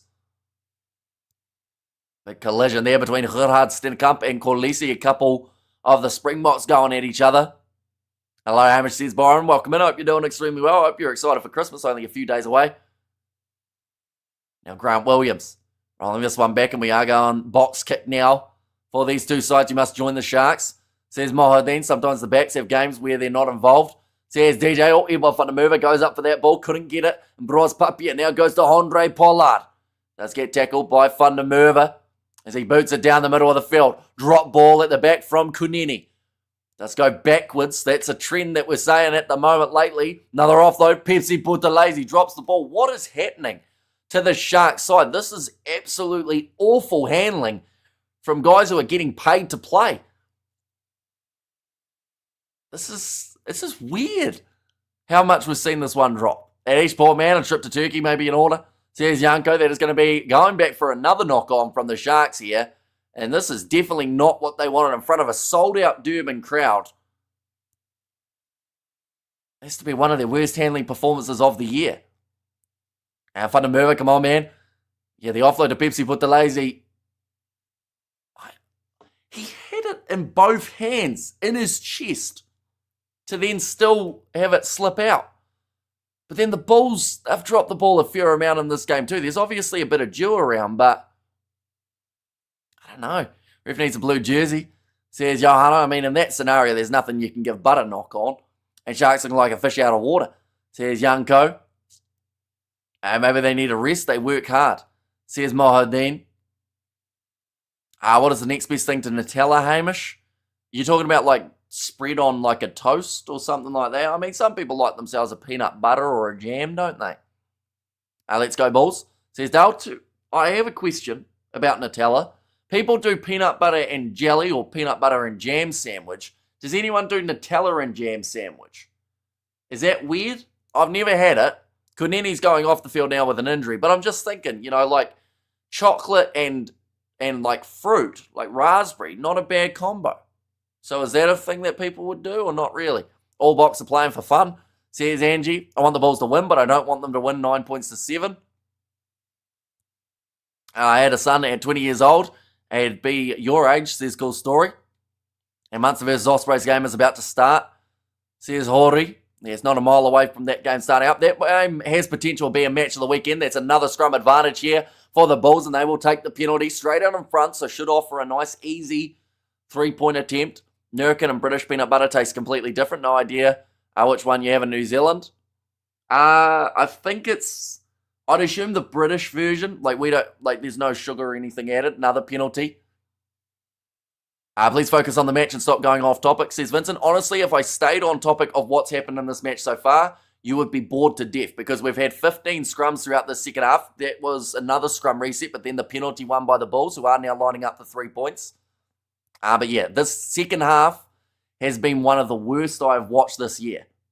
So, it's very easy to go off topic just to try and keep the brain alive. We have there, go the Bulls, shuffle and shuffle, says Dan. Andre Pollard, chance again to line up the additional 3 points. It would be the first points of the second half. First attempt at points as well. And this one, it is out in front. Did the Stormers do better? Yes. They at least scored tries and they at least held on to the ball. Nutella and orange marmalade. Interesting combo. And Marmite says please and tease. And Mapimpi had a couple of uncharacteristic drops early on while you've been watching, but nothing indicates a major form dip. He's still a threat and scored in big games recently, says Casper. I would say that we're probably not a mile away from them making... Well, the thing is, they've had Kunini go off for George Whitehead, I believe it would be. So that actually means that they can't make that change. Casper turning into ChatGPT over here. I was thinking the same thing. Now kicked off by George Whitehead. It's back underway, so Jordan Hendrickson has dropped into that 15 jersey. And Whitehead is playing as the 10. And hey, these lads scored tries. Timo took them away like the Grinch, says Big Rig. It's a good clear and kick from Ambros Papia. Managed just a fine touch with it. Like they're saying, big test here for the Sharks to see whether or not they've just got something in them. Being able to score a try late in this game could be the difference maker. And also, hey, these lads... Oh, no, I read that one, didn't I? Now, line-out throw for Edwan Swart. He has made his way onto the field for Makazole Mapimpi.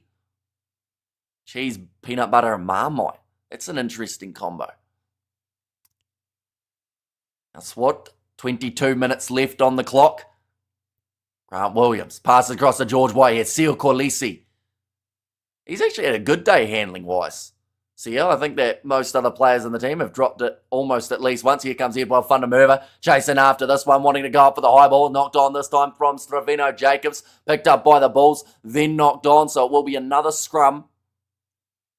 But once again, every time we have a scrum, it's using up at least a minute off the clock, which theoretically means we're closest to the end. Please focus on the match, says Vincent. I think I wasn't I?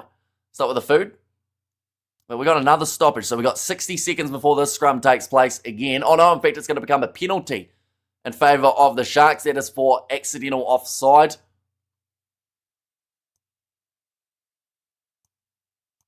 But now kicking this one towards the touchline for George Whitehead. The game, or the way this game is going, toast coverings are thrilling, says Grant. And Durban is the worst place on earth with dew and summer evenings. The ball is like a bar of soap, worse than even in Fiji during a hurricane, says Albert. The Bulls need an interception try. Now looking for this line out here, the Sharks. Still a quarter of this match to go. Now ready to throw it for Edwin Swart. Now come on the Sharks, says Vincent. On the plus side, you're not sneezing all the time like you were with the Stormers. That is true. Although I would take a good game in sneezing over a bad game and not sneezing. Hopefully, like I said, last 15 minutes, that's when this game's going to really start getting going. The good news is it's still close. A rolling ball now. Going off to the left-hand side, Grant Williams to Andre Estes and 5 metres out. Is this the chance for the Sharks to finally get in for the try? Now, Edwin Swart, someone's boots come off. Not sure whose that is. Oh, no, there he is. I think it is Reniard Ludwig, who's running around with just the one. There is an advantage now to the Sharks, passing it across. Ball's gone down to the grass, picked up by Whitehead, tries to chip him on, hits the crossbar, knocked on by the Sharks, so they'll go back for another penalty. A flying car would need the same license as a commercial drone pilot license. It's a nightmare to get and very expensive, says Albert. And also, you seem upset. May I recommend a pepper steak pie? I personally really like one, says Youngo. And how on earth does one get to the surname of Papier? Probably his parents' last name, isn't it? So just how it works. Why so low? Says Mohadeen. Just the amount of pure drop balls throughout it. Why does the Sharks keep knocking it on? I have no idea. Other than the fact that, I mean, don't get me wrong, there's a bit of dew and it's a bit slippery out there. But, like, even with that, you'd think they'd hang on to it a little bit better than this. 20 minutes remaining.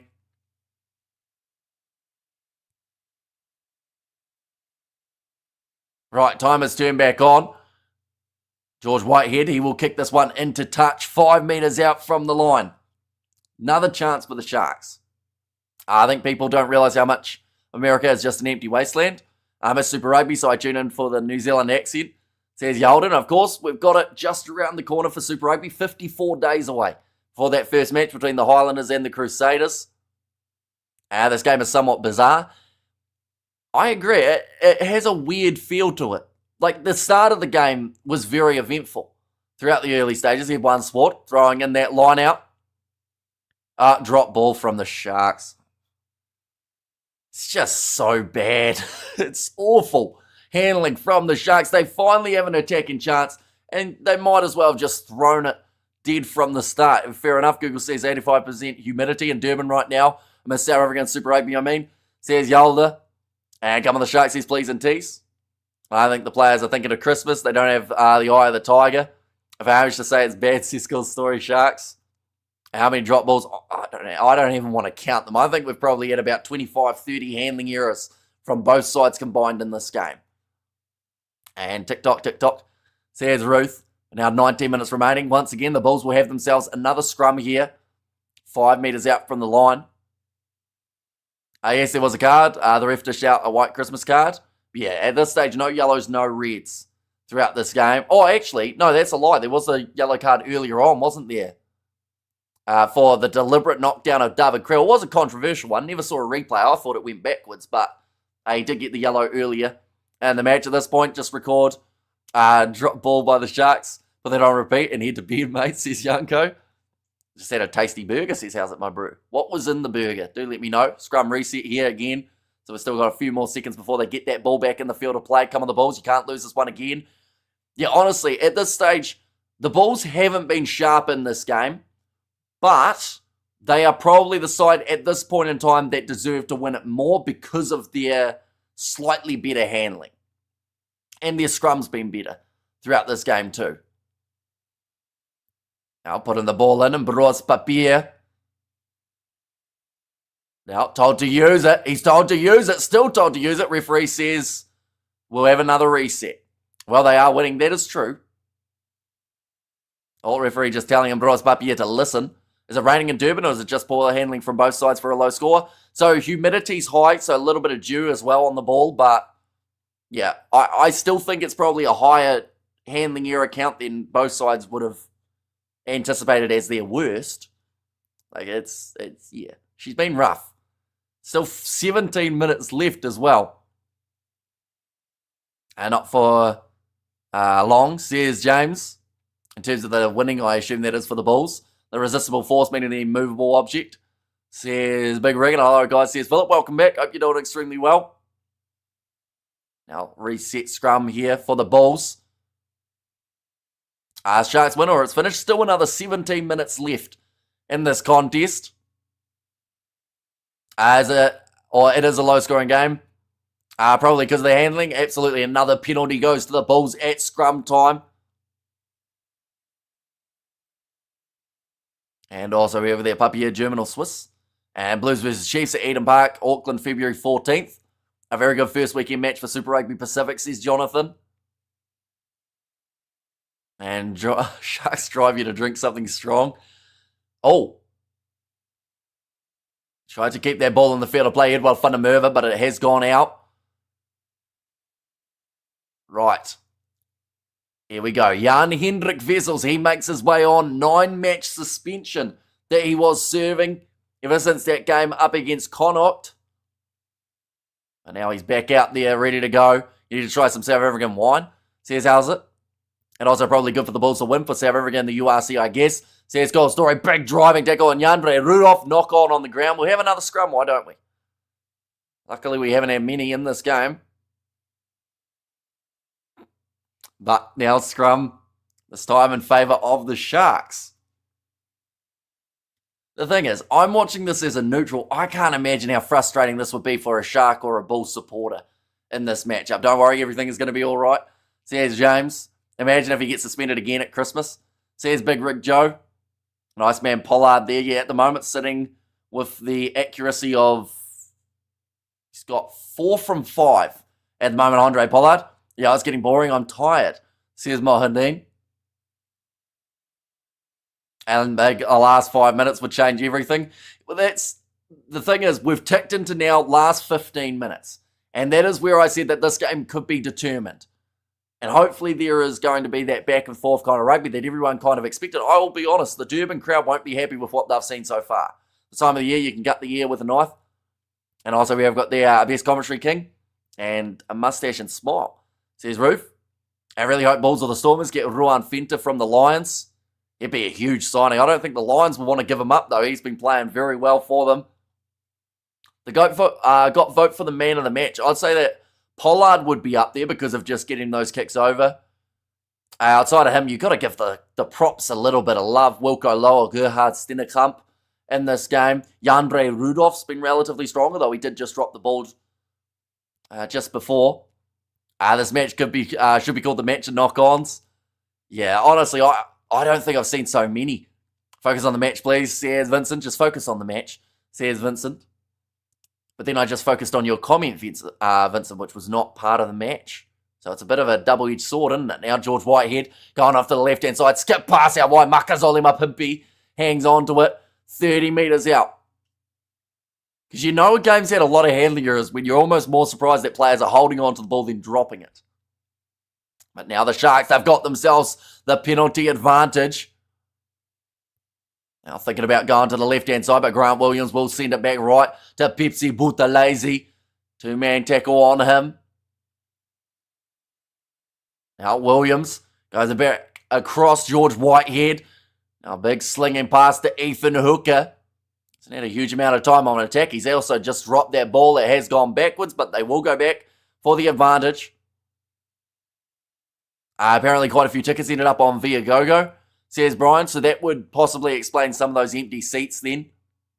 In that case, more like Butterfingers, says James. And have these two sides forgotten how to score tries and entertain the crowd? And also, did you hear Bojan is joining the Lions? I did. Bojan Fenta going to head to the Lions, which is quite cool to see him playing in South Africa, seeing as he's now represented the Box as well. And Rohan Fenta had my man of the match vote, but it wasn't enough, says Yanko. And Durban had also had rain almost every day this past week. Slow field on top of dew. And there's still the argument about where Puppy is from. And too many kicks from both teams. Get opportunities to go for the both. Get the points both sides, says Hardis. Now currently 12 and a half minutes remaining in this fixture. It's been a long one. But there's still time. Oh, that's interesting. Jaden Hendricks are actually making his way onto the field. That's it for Makazole Mapimpi. So you would assume that they're going to try and play him as a bit of a winger. Oh no, in fact, sorry, he'll go to 9. Grant Williams will drop out to the wing for the later stages of this game. Why not have a running holiday fun match? These guys ruined Christmas for me, says Cool Story. Now the Sharks, they're 5 metres out from the line. This is a big opportunity to get some former points. The Bulls almost able to get the steal, but they knock it on twice in a row, and it will be the scrum now for the Sharks, 10 metres out from the try line. Have the Bulls scored a try? They have not. No tries whatsoever from this game. And the Sharks have just got themselves that one interception try. So the only try we've seen throughout this first 70 minutes of this game was an interception. Everything else has been the 3-pointers for the Bulls. The Sharks should win this one in the end by getting lucky. 90% of their games are won by luck, says Villy. And also we have got there, crikey mate, long time no see. Welcome in. Hope you're doing extremely well. What I will quickly do is go like this and go like that as well. And like that. There we go.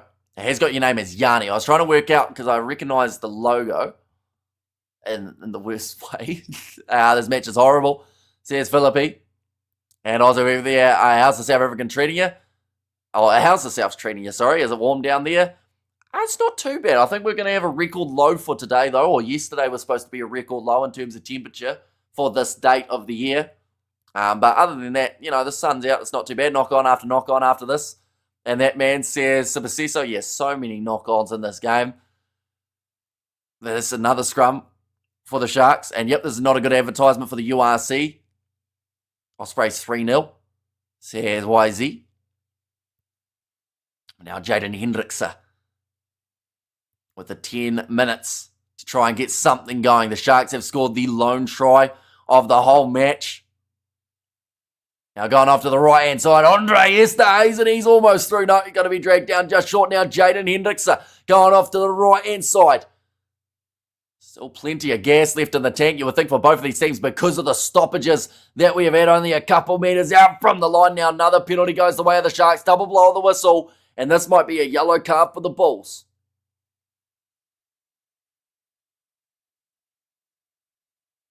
Okay, official warning to the team now. Now they were jackling over the ball. Eldrick Lowe just having a conversation, making sure that he knows exactly what the referee is expecting of him. What constitutes a record low in New Zealand summer. What was it? It was supposed to be about, I think it was going to be like 9 degrees or something. Like it's no longer, it's actually not too bad now. We're at 6 degrees at the moment. It's supposed to get to a high of 15 in the afternoon. That's a bit toasty. And it was there, says, damn, for a knock-knock joke, I assume that is. But now 10 minutes left on the clock. Edward van der Merwe, he is out wide.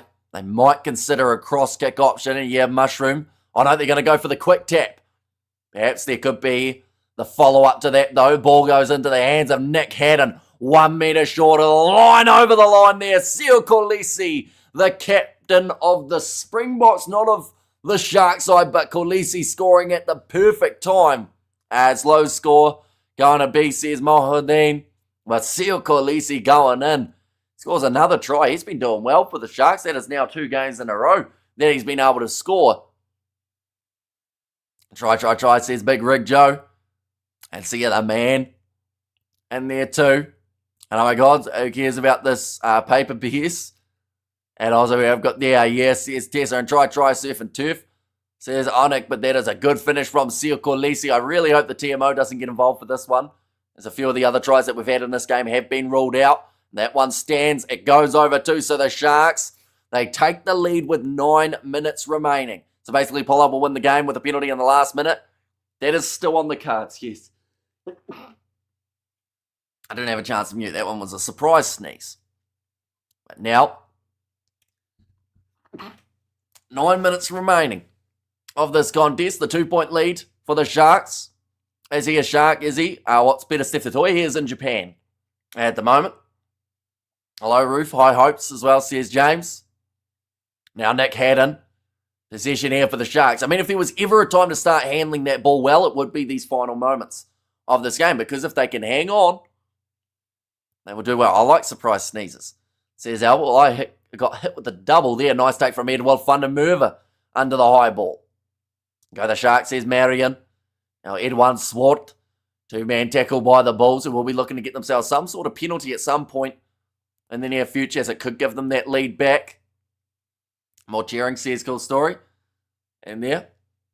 Now, up for it. Edward Fundermerva. Looked like he knocked that ball on. It goes back to Vincent Chichuka, though. It looks like it will be play on. Just for now, one moment.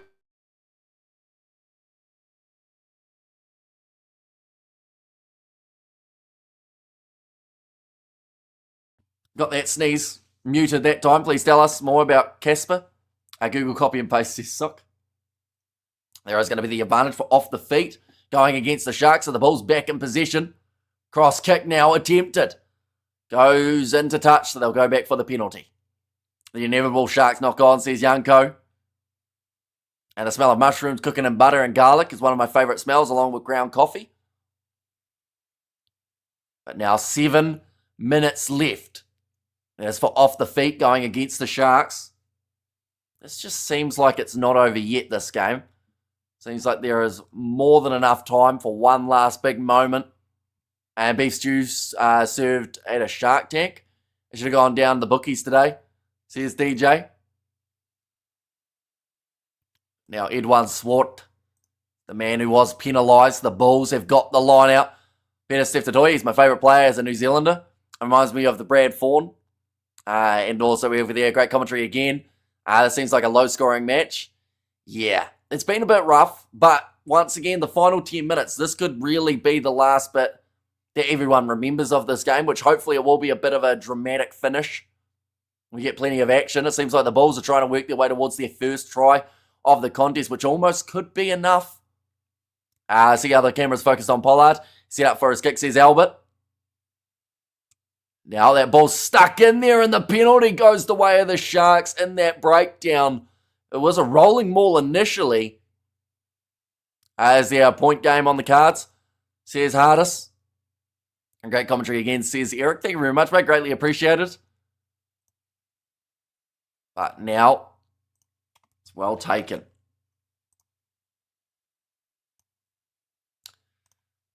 So just enough time remaining in this game for a little bit of a late tail. The thing is, if the Sharks score now and convert, they can actually stop the Bulls from getting a bonus point in this game, which would be pretty big, I would say, overall. We have got the Sharks win, says Cool Story. And also come on the Bulls, says Ruth. Into there too. Bryce Papier, he will make his way off. And Nassim Carr comes on. That is for JJ Teron.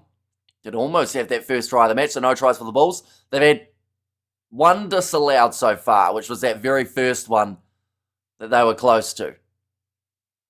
Rivers having a good game, says Brian. This one's going to be kicked high by the Sharks. Down towards halfway again. Big knock on. So the handling errors have not stopped in this game. Here's Devin Williams. He's elusive when he makes his way off of the bench. Trevino Jacobs tackle around the halfway line. Jaden Hendricks are locked over the ball. Won the turnover for his side. Oh, he's going after Paul David as well there. Just be very careful doing that, Jaden Hendricks, or he could end up with that penalty reversed. So boring, waste of money, says Angie. And sadly, I think it's over, but let's see, says Hayno. And Jordan Henderson is about to give away a good turnover by being an idiot, we'll call that, from Yanko. And I'm in a pickle here. As a Bulls fan, I want us to win. Same time as a rugby fan, I want JP to do well in his coaching gig. Yeah, it's a tricky one, isn't it? Because I feel like both of these coaches had so much to gain for winning this game. And even whoever wins, like, there will still be arguments made for the winning and losing coaches of this wasn't a great performance. But you definitely want to have that victory under your belt rather than the loss. Great commentary, cheers. Says Cisco. It should be reversed, says Hayno. And should have been reversed for that, says Yanko. So the penalty is still awarded to Jaden Hendrickse. There are currently 4.5 minutes remaining. And it is an appropriate translation, says Yanko. At least he didn't go for the ice, says Big Rick. Now George Whitehead could come to a stage where there's a very important conversion that man has to take in this contest. Although it might leave Jordan Hendrickse taking the kicks. To be fair, he is sitting 2 from 2. Although I can't actually remember if he took the kick for the second try of the game or whether that was actually the other way around. And come on the Bulls, says Paul. I think JP had less knock-on in his career than the Sharks had today. Yeah, it definitely hasn't been a great handling game. Yeah, George Whitehead got the conversion. No balls played so far. Says Albert. Now the ball in the hands of the Sharks. Jaden Hendrickse passes across to Andre Esterhuizen. Just want to know, why do every team go for the rolling ball when they get close to the line? I cannot think of anything else, says Hardis. I think it's just very effective on attack. Like, it's very hard to defend, and then the opposition can get a card against them for it. So I can understand why they go for it. Definitely if you've got a physical forward pack. But sometimes it does seem like it's just more so just reaction to what they'd normally do. Jan Hendrik Vezel's trying to make the tackle, but the player was falling over.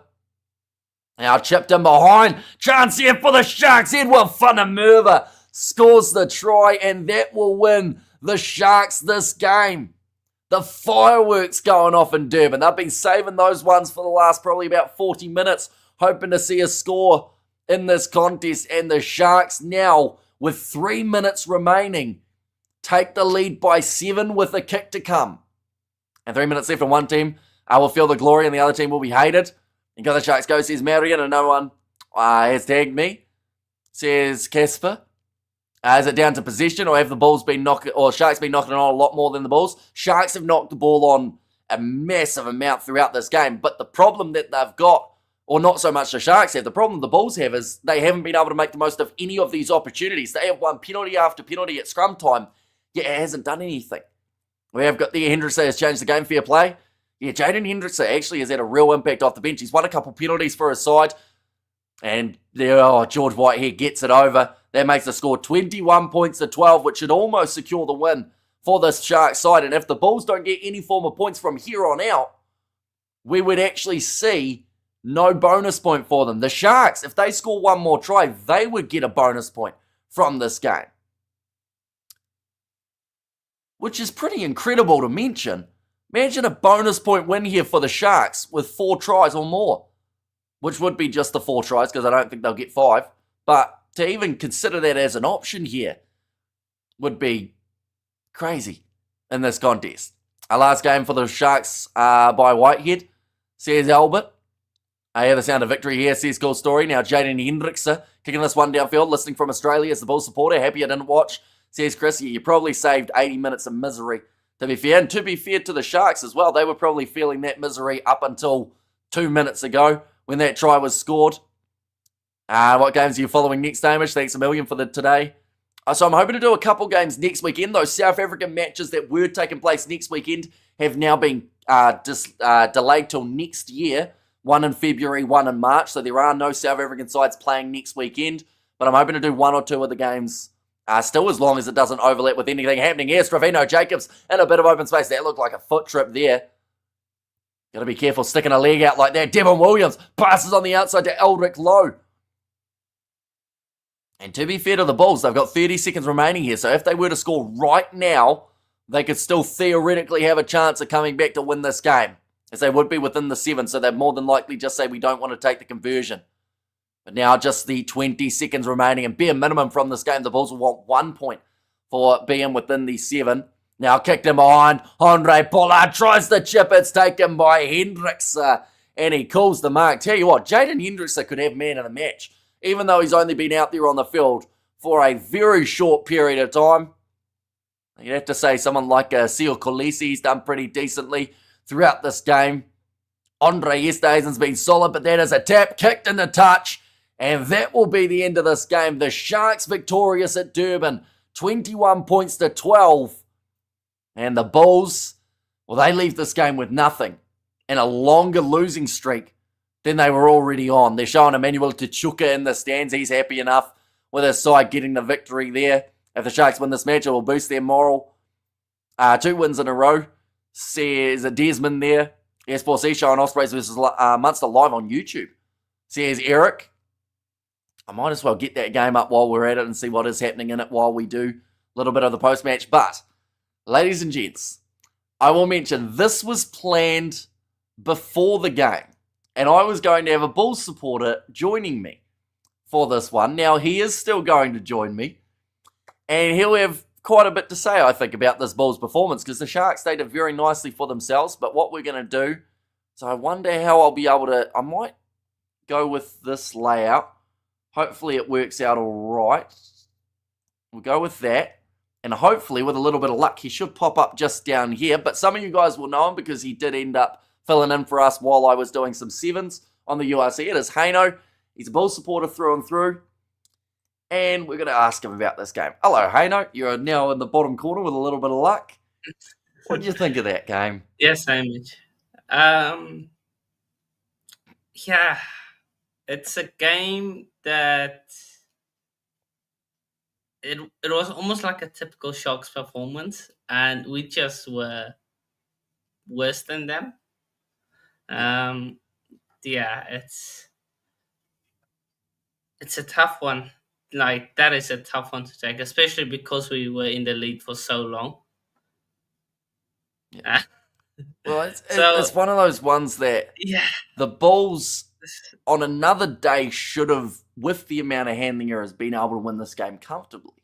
You would think, but they're lacking an attack. No tries scored. They've scored 1 try from their last 160 minutes of rugby. So, what's gone wrong? Big question. I don't know what's gone wrong.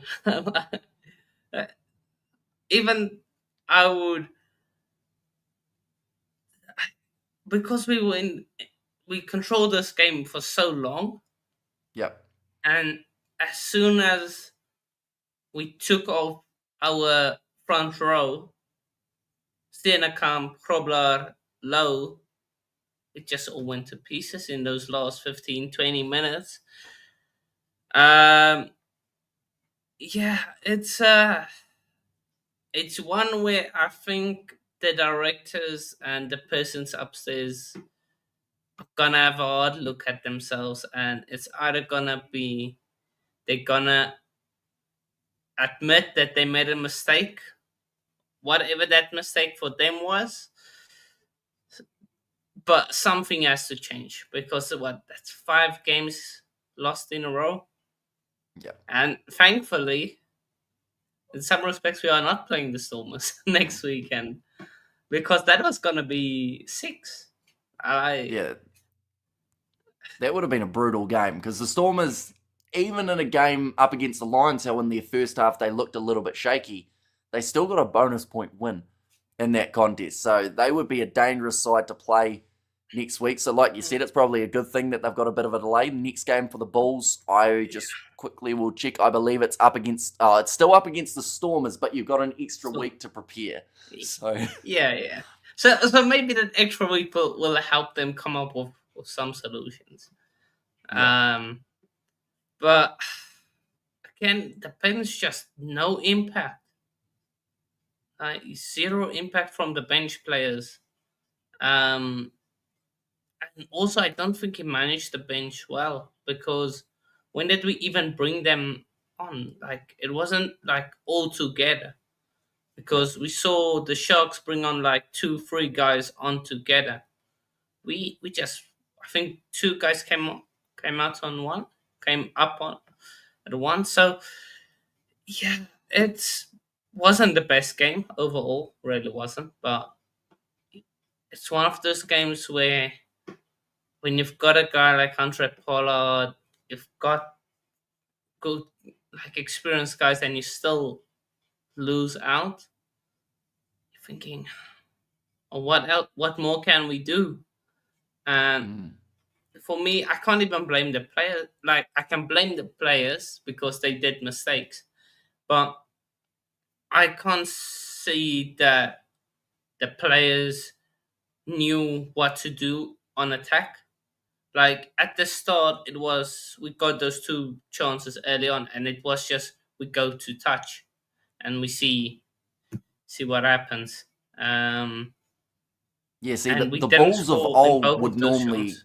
they'd normally score those tries though, wouldn't they? Yeah, In terms of the season that we saw last year, the Bulls were clinical. They were able to turn that into points. And had they scored those two tries, you're looking at 14-0 early on in the game and completely different story. But they just, I don't know, they seem to lack something at the moment, the Bulls. I have to say, if they could have it again, I actually think that they possibly would have looked at Gerhard Stennekamp, Johan Grobler, Wilco Low, maybe just the two props, have them coming off the bench instead, rather than having them start, because I do think that at the end of the game, they would have been more effective, because they were effective throughout the whole game. They won them penalties, which they were able to tick over. The 12 points came from those penalty kicks of Andre Pollard, but it's always going to be hard to win in the URC taking 3-pointers and you're not scoring any tries alongside it. I feel like the Sharks, they were probably a good example of that early interception try. That was keeping them in the lead for quite a bit of this game. And those last-minute tries certainly did help as well. But it's intriguing because both of these sides, the Sharks, they needed this win. The Bulls needed it too, but now the Sharks, maybe that's a bit of confidence that starts to build in the side, even though there were a lot of handling errors. I feel like for both teams, there were a lot more negatives than positives from this game, which is the last way that we would have wanted to see it for the end of the year. But we'll wait and see. Champions Cup just around the corner as well, once we get another round of the URC. Nonetheless, we do thank you all very much for tuning in. Thank you very much, Haino, for coming on the channel. Anyone who doesn't know this man, he is Haino's Sports Hub. That is his YouTube channel. I have been on his channel 3 times now, I believe, for what is called the Bok and Kiwi Show. I believe that is the name, isn't it? I don't know if it's patented as of yet, but 808 subscribers, so be sure to go check him out. I will put that link in the comments as well. He has filled in for us before, and also this lovely background that is behind me where you can see the names, that is also made by Haino, fun fact. So be sure to give him a little bit of support. But nonetheless, thank you all very much for tuning in. We might be back for that Bafana game, just for a bit of a fun Christmassy live stream just beforehand. But if not, I hope you guys all have a very Merry Christmas. We won't quite say a Happy New Year because I believe we will have a game next week that we'll be covering as well. But nonetheless, thank you all very much for tuning in. We'll see you all for the next one. Cheers.